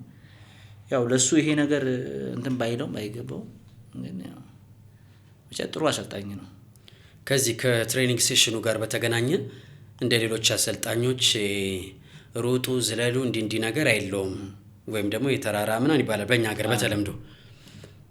በገባ ልክ አስረዳኝ እስኪ። የካሳዬ አራጌ ትሬኒንግ ሴሽን ምን መልክ አለው? እንዴት ይመስላል? እንዳልኩ ትሬኒንጉ ከኳስ ጋር ነው የምትሰራው፣ ከአይምሮ ጋር የተያያዘ ነው እና ይሄ እንዳልኩ ሩጫ ምናምን ያለው በቃ በኮን ነው። ከኮን ጋር ሆኖ በትንሽ ኮን ውስጥ በቃ ብዙ አይነት ትሬኒንጎችን ያሰራል ማለት ስትገናኝ ከኳስ ጋር ምናምን በቃ አይምሮ ላይ ነው በቃ አብዛኛው ነገሮችን የምትሰራው። ሜዳ ላይ የሚገጥምህን ነገር ነው አብዛኛውን ነገር የምትሰራውና ይሄ በቃ ቀለል የሚያደርጉ አንደኛ ነገሮችን አይምሮ ላይ በደንብ ስለሚሰራብክ ነው። እና እንዳልኩ ሜዳ ላይ ስትገባ የምታየው ነገር ያ ነገር ነው። ተጫዋቾች ለካሳዬ ምን አይነት ስሜት አላቸው በጊዜው? ስብስቡ ለካሳዬ እንዴት ነው? በጣም በቃ እንዴ ነገርኩ። አሁን ሌላ ቲም ምናምን ብትሄድ እኮ ወይ ቤንቹ ወይ አውቶፎን አሁን ከአሰልጣኙ ጋር እኮ ጤናማ ግንኙነት አይኖርም። ካሳዬ ጋር ሲሆንስ? ኧረ በቃ አውቶፎ ምናምን ይወደዋል ማለት እንደዚህ ነው ምናምን ብለህ እኮ ማሸት እኮ አያስፈልገው። እንግዲህ ውጤት ላይ ምናምን የሆነ እኮ አይተሃል ስናገባ ምናምን እሱ ጋር እየሄድን ምናምን እና እኔ አብዛኛውን እኛ ጋር ተጫዋች እንኳን እኛ ጋር እሱ እያሰለጠን እኛ የምንጫወትበት ሳይሆን የሌላ ቲሞች ራሱ ነው የሚደግፉት። በጣም ነው የሚወዱትና በጣም ጥሩ ሰው ነበር። ብቻ እኔ ለሀገራችን ኳስ በጣም ብዙ ነገር ማበርከት የሚችል ሰው ነው። ተመልሶ መጥቶ ቢያሰለጥን የሚል ስሜት አለ እንዴ? በጣም እኔን ባያሰለጥነኝም በጣም ለኢትዮጵያ እግር ኳስ እድገት በጣም ቁጥር አንድ ከምላቸው ሰዎች ውስጥ አንዱ ነው። በጣም ነው የሚጠቅመው። በቃ አልተጠቀምንበትም እኛ፣ እሱ በጣም ነው የሚጠቅመን። በቃ ያው አሁን ኳሱ እንደዚህ ስለተጨመላለቀ ምናምን ነው እንጂ ያው እሱ እንደዚህ አይነት ነገር ውስጥ የለበትም። አንዳንድ ሲስተሞች የሚወጡበት ምናምን ሲስተሞች እነዚህ ናቸው ምናምን እንጂ በቃ በትክክለኛው መንገድ ከሄድክ ለእግር ኳሱ የሚበጀን ሰው እሱ ነው። ዝም ብዬ ሳስበው ግን ተመልሶ ቢመጣ እንኳን አንተንም ዊሊያምንም ሚኪያስንም ጠርቷችሁ አለውላችሁ እንደ አዲስ መጀመር ይቻላል ብሎ የሚያናገራችሁ ይመስለኛል። ምን ይመስላል ማለት እንደዛ ሰዎች ላይ ያለው ሐሳብ? ወሬ በወሬ ደረጃ ሰምቻለሁ። በወሬ ደረጃ ባለው ክለቡን አልነገርህም ዲስል ጊዜ ምናምን ሰው ደውሎ እንደዛ ብሎኛል። ይፈልጋል። አዎ እና ደግሞ በቃ ተዘጋጅ ነው። ከዛ እኮ እዚህም የሆነ ሳለ ኮርስ ምናምን ሲወስድ በጣም ነበር የምንደዋወለው ምናምን እናወራለን ምናምን። ኦኬ ትደውልለት ነበር? አዎ ፋስት ትራኩን ሲወስድ ማለት ነው። ቀን እንገናኛለን እንደዚህ የሆነ ጌም ምናምን እንደውም አክሱም እያለን ይመስለኛል ነው አርጋ መጥቻ ያለው አንድ ቀን አመቻችቼ ነገሮች ምናምን ነው እና በወሬ ደረጃ ደውሎም እንደዛ ያለኝ ሰው ነበሩ። ራስን አዘጋጅ እንደዚህ ነው በቃ ምናምን ብሎ ያለኝ ሰው ነበረ። የ3 ዓመት ውል እያለ ከኢትዮጵያ ቡና ጋር ከተለያየ በኋላ ጉዞ ወደ ኤልፓ ነው ያደረገው። መብራት ኃይል ኤልፓ በስንት ፈረምክ? ምክንያቱም ጥሩ ጊዜ ነው የፈረምከው። በስንት ፈረምክ? 110 ሺህ ደሞዝ ማለት ነው። የፊርማስ? የፊርማ የለውም። ኦኬ በደሞዝ ነው። ብዙ እንትን የሚልም አይደለም። የተጣራ ነው። ኔት ኦኬ ኔት 110 ነው። 2018 15 ክለቡ በዛ ሰዓት ብዙ ወጪ የማያወጣበትም እንትን ላይም ነበረ ገና እንደመጣ ማለት ነው። አንዳንድ እንትኖችም ስለነበሩ ብዙ እንትን ማለትም አልፈለጉም ነበረ። ክፍሌ ነበር አሰልጣኝ ያሳደገው እሱ ነው። ክፍሌ ቦልተና ከሱፐር ሊግ ያሳደገው እሱ ነው። ራሱ ነው የያዘው። 2014 ክረምት ላይ ነው የፈረምከው። ለ2015 ማን ነበራቸው የፈረማችሁት? በጣም አዲስ ነው እንጂ ቲሙ አብዛኞቻችሁ አዲስ ናቸው። አዲስ ነው ቲሙ። ከፍተኛ ተከፋይ ነበርክ በጊዜው ወይስ? 2 ልጆች በወሬ ደረጃ በጭምጭምታ እንዲንሰማለም። ግን ከከፍተኞቹ አንደኛው ነህ? አይ እኛ 2ኛ ተከፋይ ነን። ገብቶኛል። እኔ መጀመሪያ ስገባ ቦርዶቹንም ሳወራቸው አንደኛ እንትን የተባለው ያንተ ነው ምናምን ነገር አሉኝ። አንደኛ ላይ ያስቀመጠው ያንተ ነው ከፍተኛውና እንደዚህ ስናወራ አቅማችን እንደዚህ ነው እኛ ከዚህ በላይ ለማንም እንትን አንልም ምናምን ብሎ አወሩኝ። በቃ ላስብበትና እንትን እላለሁ ምናምን ነገር ብያቸው ሄድኩኝ። አሰልጣኛው ቀን ስመጣ ምንም እንትን ያለ አይደለም የተወሰነች የተጨመረችው ብር። ከዛ ሰው በቃ እኔም እዚህ ቆይቼ ምናምን አልኩኝ። ማለት አዲስ አበባ ቲም ስለሆነ ምናምን በቃ ቤቱም ከሌሎች ሰዎችም ሰማ እዛ ቲም ውስጥ ተጫውቶ ያሳለፉ ሲኒየር ተጫዋቾች ነበሩ። ከነሱም ሰማ በቃ ቤቱ አሪፍ እንደሆነ ምናምን ነው ቃሽ ብዬ የገባው። ከገባው በኋላ ግን የሰማሁት 2 ተጫዋች 130 ምናምን ይመስለኛል። በወሬ ደረጃ ተቀራራቢ ነው። በወሬ ደረጃ እንደዛ ሰምቻለሁ። ወራዊ ነው የጠየቃቸው ወይስ ደግሞ ልክ እንደ ቡና ቤት የ6 ወር የዓመት ምናምን ብለህ ጠይቃቸው ነበር? ነበር ጥያቄው ነበረ። እሺ ግን ያው እንትኑ የተቋም ምናምን ስለሆነ በደብዳቤ ምናምን ነገር ነው እንትን የምትለው እንጂ እንዲህ በአንዴ እንትን አትልም። ለ1 ዓመት ፈረምክ። አብዛኛው ተጫዋች የፈረመው ኤልፓ ቤት ለ1 ዓመት ነበረ። 1 ዓመት ነው። 1 ዓመት ሙሉ ግን አልተጫወትክም። ምን ያህል ጊዜ ተጫወትክ? እዚህ ክለቡ ላይ ቆየሁ 6 ወር ነው። 6 ወር ብቻ? ክለቡ ላይ 6 ወር ነው የተጫወትኩት። በቃ የተወሰነ ጌም ነው የተጫወትኩት።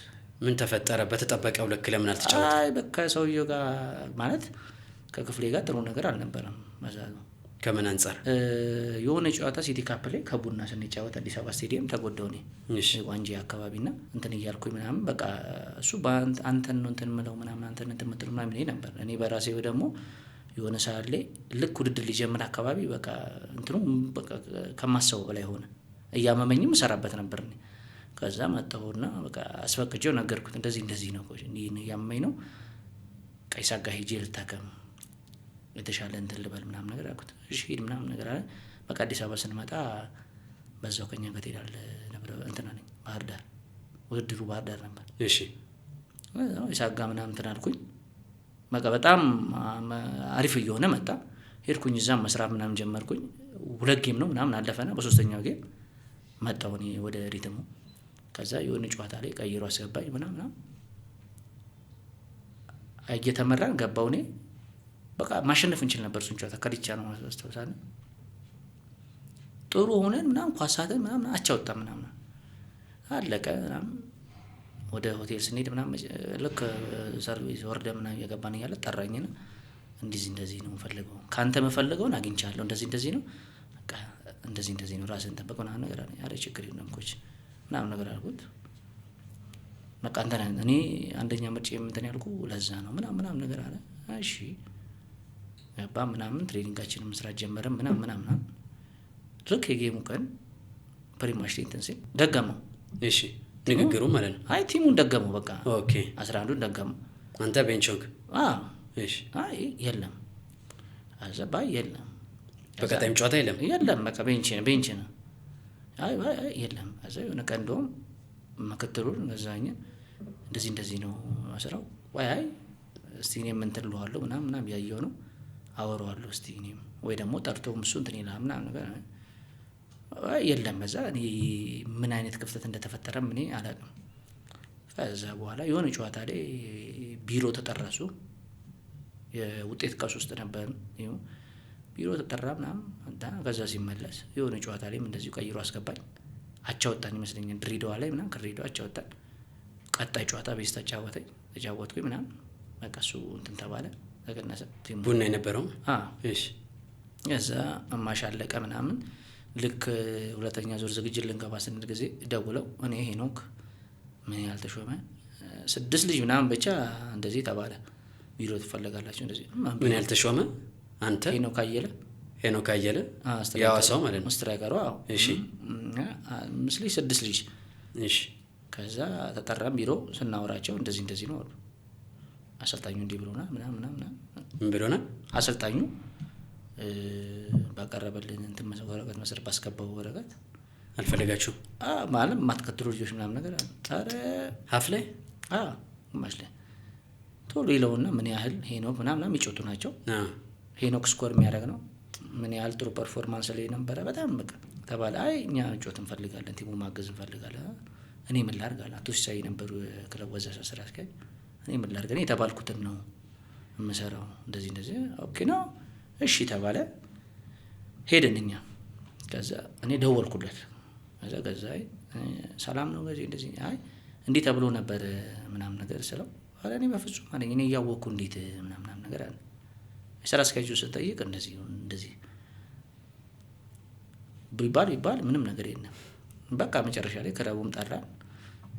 እኛ እኮ ስራችንን እሱ ያዘዘን ነው የምናደርገው፣ እኛ ምንም እንትን የምንለው ነገር የለም ማለት ሰው። ክፍተቱ ማን ጋር ነው ያለው ማለት ነው? አሰልጣኙ እየዋሻችሁ ነው ወይስ ክለቡ እየዋሻ ነው? በቃ ሁለቱንም የሚያውቁት። እኛ እዚህ ጋር ስንሄድ እንደዚህ እንባላለን፣ እኔ በገሌ ሳስጠይቅ እንደዚህ እንባላለን ተባልኩኝ። እኔ ሰው ለቀቃችሁ ማለት ነው? በቃ ተነጋገርን። የ6 ወር ደሞዙስ እንዴት ነው? ሙሉ ነው የሰጡን 110 ሲባዛ በ6 ስንስማማ ሶስታችሁ ብቻ ማለት ነው? በሰዓቱ የነበርነው 6 ምናምን ነበር። ከዛ በኋላ ያው ሂደቱ እንዴት እንደሆነ አላውቅም። ሶስታችሁ ብቻ? ሶስታችን ግን አንድ ላይ ነበርን። ደውለው ጠርተውንም ቢሮም ስንገናኝ ምናምን ሶስታችን በደንብ አስታውሳለሁ። 3ቱ ቀሩ ማለት ነው? አይ ከዛ በኋላ የተባረረ ልጅ አለ። የቀረም ልጅ ደግሞ አለ። በምን አይነት መንገድ እንደቀሩ እኔ እንጃ እንጂ ሶስታችንም። ስለዚህ 6 ወር ለአንድ አመት የታሰበው የኤልፓ ቆይታ በ6 ወር ከነ ምን ያልተሾመ ጋር ማለት በቃ 6 ወር ተሰጠን።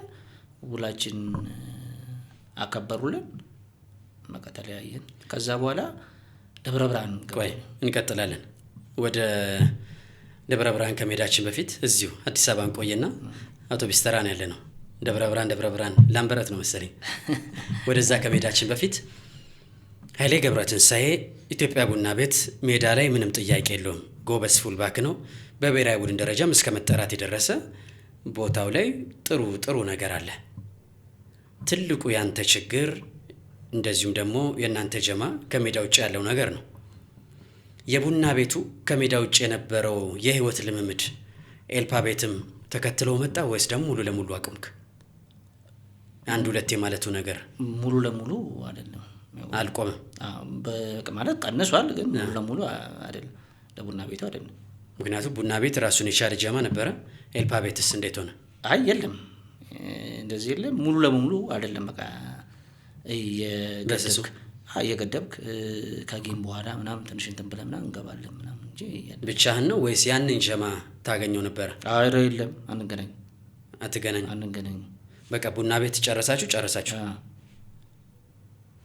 ኤልፓ ቤት 110 ሺውን የመጠቀም ነገር ነበረ ወይስ የማጥፋቱ ምናምን? አይ የለም፣ ማጥፋት ነው። ሌላ በቃ ልክ እዛ ቤት ኤልፓ ቤት ደግሞ እንትን ስል የተለያዩ የራሶችን ነገሮች እዛ ላይ እንትን ማድረግ ጀመርኩ። አሁን ለምሳሌ ቅድም እንዳልከው ፋሽን ምናምን እንዳልከው ጫማዎችን ምናምን በደንብ እንትን ነበር ምናምን ልባብ ላይ ራስ ላይ ኢንቨስት ማድረግ። ግን ገንዘቡን የሚያዝ ነገር ነበረ። ኤልፓ ቤት እንደ ቡና ባይሆንም በደንብ ነበረ። ለምሳሌ የ6 ወሩን በስምምነት ስትለያዩ 600 ምናምን ሺህ ደርሶ ነበረ። ጥሩ ነገር ላይ ኢንቨስት አደረገው ወይስ እንዴ ነው? ማለት ጥሩ ነገር ላይ ባላረገውም ግን የተወሰነ እንትን አሳልፌበታለሁ። በቃ ጥሩ ነገር ነው ማለት 6 ወሩን ቁጭ ያልኩኝ። ከዛ በኋላ በደንብ አድርገህ ራስን አኖረበታል። በቃ ማለት ተከራይቼ ነበር የምኖረው ምናምን በደንብ ኖሬበታል። በደንብ ሱሱ ምኑ ሳያዘናጋ ወጮች ሳያዘናጉ በደንብ ኖረበታል።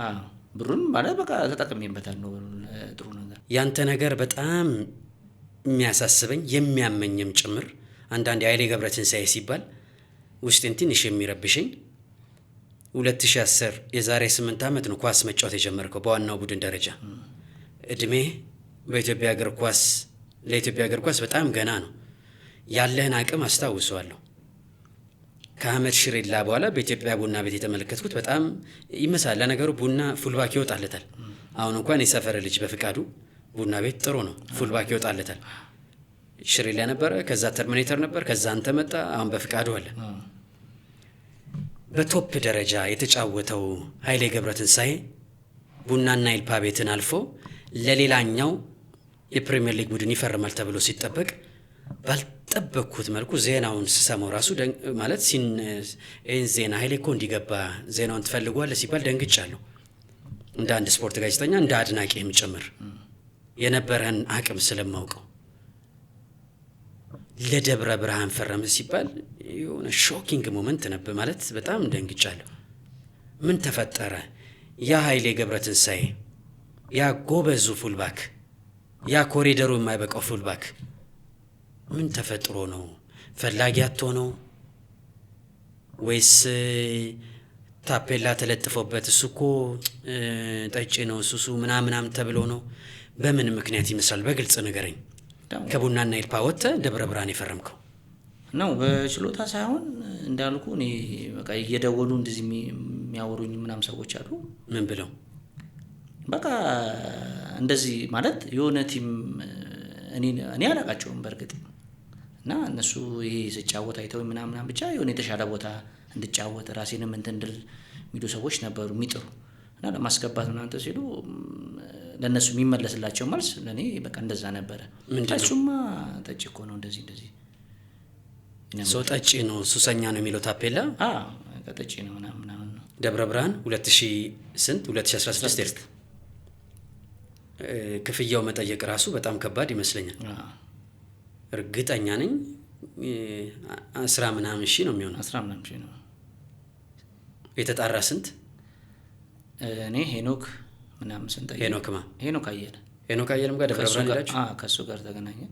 እሺ ያው ማለት ይተሻ ስለሰበሰበች ቲሙን ይተሻ ግዛው ጥሩ ቲም ሰርተን ለመግባት ምናምን ተብሎ የሆነ ጥሩ ተጫዋች ነበር እንትን የተባለው የነበረው ለኔ ለሄኖክ ታደለ መንገሻ በኃይሉ አኪራ እሺ ምናምን ኔት 19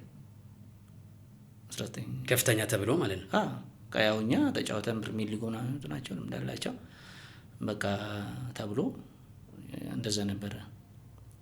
በወር ቡና ቤት ገንዘቡ ጥሩ በነበረበት ጊዜ 45-90 ሺህ ከፈለው የነበረ ኤልፓ ቤት መጥቶ የቡድኑ ሁለተኛ ተከፋይ የነበረው ኃይሌ ገብረትንሳኤ ደብረ ብርሃን መጥቶ ሲጫወት በስነ ልቦናው ለራስ ምን ትነግረው ነበር?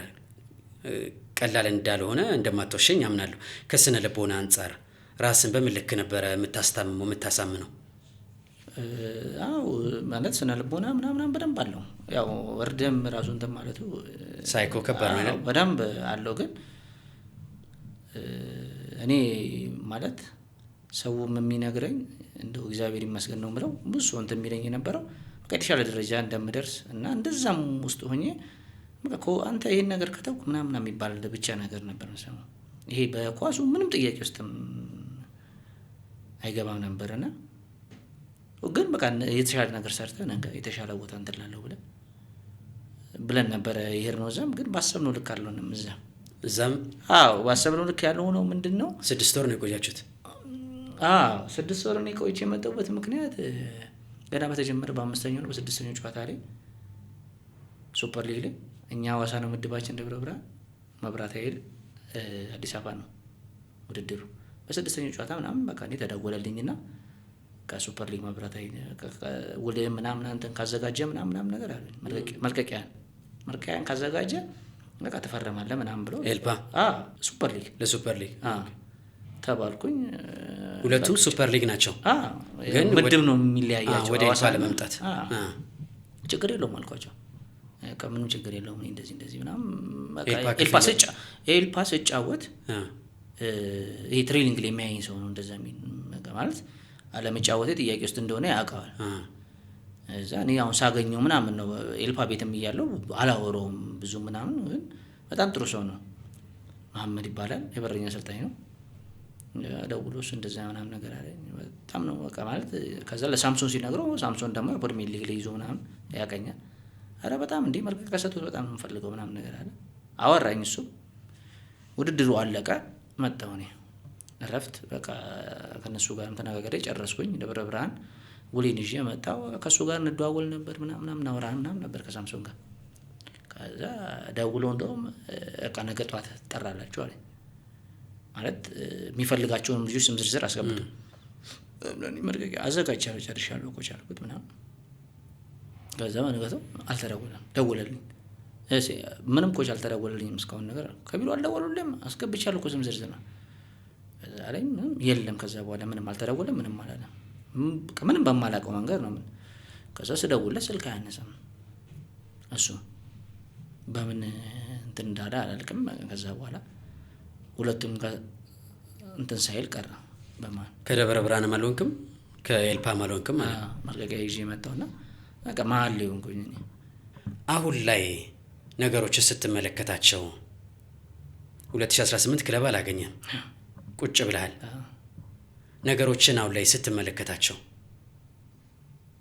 የእውነት እስኪ በግልጽ እናውራ። የሰባተኛ ፖድካስት ቤተሰቦች ኃይሌ ገብረትንሳኤ እንግዳ ከሆነ አይቀር ጸጸቱንም ንሳውንም በደንብ አጠቃለን እንድንወጣ ፈልጌ ነው። ምን ይሰማሃል?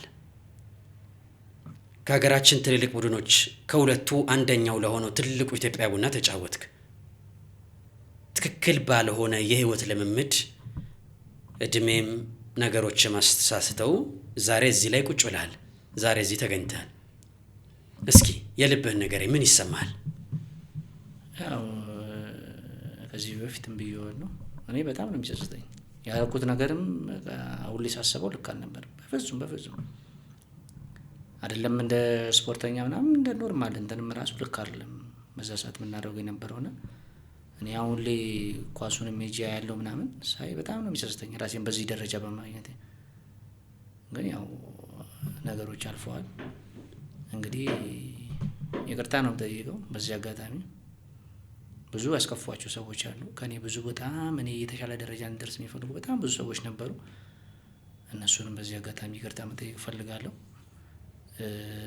የተሻለ ቦታና የተሻለ እንትን እንድደርስ የሚፈልጉ እየደወሉ እኔ ሳላቃቸው ሲያበረታቱ ምናምን ነበሩ በጣም ብዙ ሰዎች ነበሩና እነሱንም አመሰግናለሁ ማለት ፈልጋለሁ። ያው እኔ አልረፈደም ብዬ አስባለሁ ከእግዚአብሔር ጋር። እኔ አሁንም አቅመዋለኝ። ያው ነገሮች እንደዚህ አይነት ነገሮችን ትቻለሁ። የበፊቱ ነገሮች የሉም አሁን ላይ። አሁን መመለስ ፈልጋለሁ እንዳልኩ ወደ ኳሱ እና የነበርኩበትን እንትን ማስተካከል ፈልጋለሁ። የበፊቱን አይኔ መመለስ ፈልጋለሁ። ከዛም የተሻለ አሁን ፈልጋለሁና ያው በሰዓቱ የነበርንበት እንትን በጣም መጥፎ ነበረ እና አሁን ያው ከዛ ነገር ወጥቻለሁ። ተመስገን ነው። ያው አንተን እንግዲህ አድርጌ ስጋብዝ ያለፈው ታሪክ እንዲወራ ወይም ደግሞ ቶርቶ ብቻ እንዲቀር አይደለም። እስከ ዛሬ ጋብዝኳቸው ሲኒየር ተጫዋቾች ስለሆኑ ወደ እግር ኳሱ መመለስ የሚችሉበት እድሜ ላይ አይደሉም። አንተ ግን ትናንት 2010 ላይ ነው በዋናው ቡድን ደረጃ መጫወት የጀመርከው። ደጋግሜ ይህንን ዓመተ ምህረት የምጠቅሰው ምናልባት ኃይሌ ገብረትንሳኤ የሚባለውን ተጫዋች ለማያውቁት የሰባተኛ ፖድካስት ቤተሰቦች ለማስተዋወቅም ጭምር ነው። እንደ ሰባተኛ ፖድካስት ለኢትዮጵያ እግር ኳስ አንዳች ጠጠር ለመወርወር እንደሚሞክር አንድ የሚዲያ ተቋም እንዳንተ ያሉ ገና በጠዋት የተፈተኑ ተጫዋቾች ተመልሰው ወደ ሪትም እንዲገቡ ፈልጋለሁ። በየትኛውም ሴክተር እዚህ ምድር ላይ ስህተት የማይሰራ ሰው የለም። ችግሩ ስህተት መስራት አይደለም፣ ስህተትን መድገም ነው። አንድ እድል ተሰጥቷል፣ 2 እድል ተሰጥቶ ሊሆን ይችላል። ይህንን ቆይታችንን አይተው ለአንተ ዳግም እድል ሊሰጡ ለተዘጋጁ እስኪ ቃል በቃል ዝግጁ ነህ? በደንብ እንደ ሎጥ ሚስት ወደ ኋላ የመመልከት ነገር አይኖርም? ኧረ በፍጹም እንዴ! እኔ በጣም ከባድ ነገር ነው አንተም ብዬ የመጣሁትና በሰልፍ የመጣሁት ነገር እንዳልኩ ነው እኮ በጣም በቃ ይጸጽተኛል አልኩ። በደንብ ነው የሚጸጽተኝ እንዳልኩ ያሳለፍኩት ነገር በጣም ስለሚጸጽተኝ እንዲህ ወደ ኋላ እንትን ማለት በፍጹም ምንም እኔ በዛ ደረጃ ብቻ ሳይሆን በቃ ኳሱን ስለምወደውና እንትን ስለምን በቃ በጣም ፍላጎቱ ስላለኝ እኔ እንደዚህ አይነት ነገሮችን ማድረግ አልፈልግም። ወደ ኋላ ተመልሼ ያ ነገር በጣም ብዙ ነገር ወደ ኋላ ጎትቶኛል። እኔ ብቻ ሳይሆን በእኔ ዙሪያም ያሉ ሰዎችን ምናምን ብዙ ነገር እንትን አድርገውና ዞር ብዬ ወደ ኋላ መመለስ አልፈልግም። አሁን በግልጽ ነው የምነግርህ፣ ፈርሜ ራሱ ገባለሁ ከተገኘው በቃ አባሩኝ። በዚህ ደረጃ ነው ስትጠጣ ሌላ ሱስ ውስጥ ከተገኘ አባሩኝም ብዬ ነው እና ዳግመኛ ወደዛ እንትን መመለስ አልፈልግም። ስለዚህ ኃይሌ ገብረትንሳኤ ሰባተኛ ፖድካስት ላይ ተገኝቶ ቃል ገብቷል ማለት ነው። ቃል መግባት ብቻ አይደለም፣ እግር ኳስ ደግሞ የሜዳ ላይ ስራ ነው፣ የቢሮ ስራ አይደለም። ፊዚካሊ ፊት ነኝ ብለህ ታስባለህ? አይ ከትንፋሽ ከምናምን አይ ያው ስላረፍኩኝ አሁን በእንደዚህ አይነት ደረጃ ፊት ሆናለሁ ብዬ አላስብም። ግን ቢሰራ ብዙ እንትን ምልም አይነት ሰው አይደለሁም። ለምሳሌ ጠንካራ ነኝ። ለምሳሌ አሁን አሰልጣኝ ከሚሰጠኝ ውጪ እንደነገርኩ ነው በፊት በቃ ካምፕም አልወጣም በጣም ነው መሰራው ምናምን እንዳልኩና ይሄ በፊት የሆነ ሳል ያሳለፍኩት ነገር እንትን ስለሚለኝ ራሴንም በደንብ ነው እንትን ምለውና ከትሬኒንግ ከሚሰጠኝ ውጪ ራሴን በደንብ ነው ማሻሻል እንትን ምለውና መመለስ ትችላለህ? አዎ በደንብ እንዲህ ባንዴ ፊት ነኝ ብዬ እንትን አልደማርፍ ያለውና ግን ራሴን ለማሻሻል ምንም እንትን አይፈጅብኝም፣ ብዙ ጊዜ አይፈጅብኝም። እንደ አንድ ወጣት እንደ አንድ የከተማ ልጅ እንደ አንድ የሰባተኛ ልጅ እርድና ማለት ለሰዎች መልካም መመኘት ነው። ሰዎች ተመልሰው የቀደመ ምግባራቸውን ትተው የሚያስፈልገውን ነገር እንዲይዙ ነውና ፍላጎቴ መልሜም ነው ኃይሌ ገብረትንሳኤን ሜዳ ላይ መመልከት። ስለዚህ እግዚአብሔር ቢፈቅድ መድኃኒዓለም ቢፈቅድ ኃይሌ ገብረትንሳኤን ሜዳ ላይ እንድንመለከተው ጓጓለሁ። አብረን የምናየው ይሆናል ማለት ነው። አይመስልም? እንግዲህ እስቲ ከፈጣሪ ጋር የሀገርህን ጥሪ ተቀብለ ለብሔራዊ ቡድንም ይህንን ማሊያ ለብሰሃል። በማን ጊዜ ነበረ የብሔራዊ ቡድን ጥሪ የደረሰ? በውበቱ አባተ፣ አሰልጣኝ ውበቱ አባተ። መቼ ታስታውሳል? 2013 ቤስት ሆነ ተጫውታል? አዎ ራሳችን ነበር ያዘጋጀ ነው። እሺ ኢትዮጵያ ነች ያዘጋጀው። ባህር ዳር ላይ ነበር የተደረገው። እሺ ተጫዋች አሉ። ስለዚህ ዳግም ይህንን ማሊያ መልበስ ፍላጎቱ አለ ማለት ነው? አዎ በጣም ያው በዚህ አጋጣሚ ማመስገን ፈልገው ሰውም አሉ። ብዙ ህይወቴ ውስጥ ብዙ እንትን ያሉ ሰዎች አሉ። እሺ እንዳልኩ ውበቱ አባተ አንዱ ነው። በጣም በቃ እንደ ጓደኛ ብለው ስደውልለት እንትን ስለው ምናምን ነገር በቃ መልካም ነገር ነው የሚነግረኝ። በቃ አሁን እንደዚህ ላንተ እንደዚህ እንዳወራው ነው ለሱ ማወራው። የነበርብኝ ችግሮች ምናምን ነበሩ። በቃ በመልካም እንትና እናስተካክላለን ችግር ይላል አንተ ብቻ እንትን በልጂ ምናምን ብሎ እንትን ብሎኛል። ውበቱ አዳነ ግርማ፣ ፋሲል ተካለ እና ሳሚ ፍሌክስ ማመስገን ፈልጋለሁ።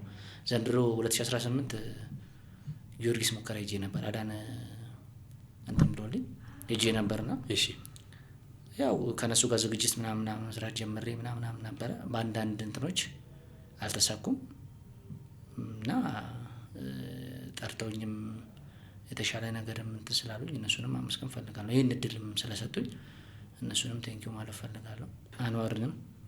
አንዋር አክሱም ትልቁ አንዋር እኔ አንዋር ያሲን ማለት ያው ውበቱ ምክትል ነበረች ናሽናል ቲም። ከዛ ቀጥሎ አክሱም ነው እንትን ያለው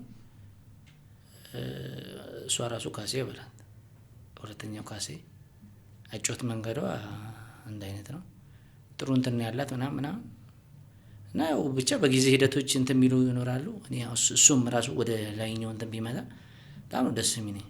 ማለት አሁን ሊጋችን ላይ እንደዚህ አይነት ሰው በጣም ይፈልጋል። አሁንም እንደምታየው ነው ኳሱን ነውና እንደዚህ አይነት ሰው በመሀል መኖሩ ለእግር ኳሳችን እድገት በጣም ይበጃልና ብትኖር ባይ ነኝ። እሷንም አመሰግናለሁ ማለት ፈልጋለሁ። በጣም አሪፍ። በእኔ በኩል ጨርሻለሁ የምትለው ነገር ምስጋናውን ማድረሳል። ስለዚህ እንሰነባበት። ቴንኪዩ ማለት ፈልጋለሁ። አንተንም በዚህ አጋጣሚ ዙሬ እንግዲህ አድርገህ ስለጋበዝከኝ ቴንኪዩ ማለት ፈልጋለሁ። ያው ስማቸውን ጠርቻለሁ ማለት ከዚህ በኋላም ስማቸው መጥቀስም እንትን አይደለም። ብዙ ሰዎች ናቸው የኔ ህይወት ውስጥ ያሉትና እነሱን እግዚአብሔር ይስጥልኝ ማለት ፈልጋለሁ። አመሰግናለሁ ማለት ፈልጋለሁ። ከፈጣሪ ፍቃድ ጋር እንግዲህ እንደ ፈጣሪ ፍቃድ ሆኖ ወደፊት እከሳቸዋለሁ ብዬ አስባለሁ። ፈጣሪ ያሳካው ነው የምለው። መድኃኔዓለም የካሳ አምላክ ነው አምናለሁ። ነገሮች ላንተ የሚፈቀዱ ከሆነ ይሆናል። አንተ ግን እንደ ቀድሞ ወደ ኋላ እንዳትመለስ ይሁን አይሌ። ከጎተራ ድረስ እዚህ 7ኛ ስቱዲዮ ስለመጣ ጊዜህን ሐሳብን ስላካፈልከኝ የእውነት ከልብ አድርጌ አመሰግናለሁ። ከሽንገላ በጸዳ አንደበት እግዚአብሔር ያክብርልኝ፣ ክብረት ይስጥልኝ ብያለሁ አይሌ። እኔም አመሰግናለሁ። ክቡራትና ክቡራን ይህ 7ኛ ፖድካስት ነው። የዛሬው እንግዳይ የቀድሞ የኢትዮጵያ ቡና የቀይ መስመር ተጫዋች የኮሪደሩ ጌታ ኃይሌ ገብረትንሳኤ ከ7ኛ ፖድካስት ጋር ይህንን የመሰለ ቆይታ አድርጓል። እንደወደዳችሁ ተስፋ አደርጋለሁ። እግዚአብሔር ቢፈቅድ በቀጣይ ከሌላ እንግዳ ጋር እስክንገናኝ በያላችሁበት ጤና ይስጥልኝ። ቻው ቻው።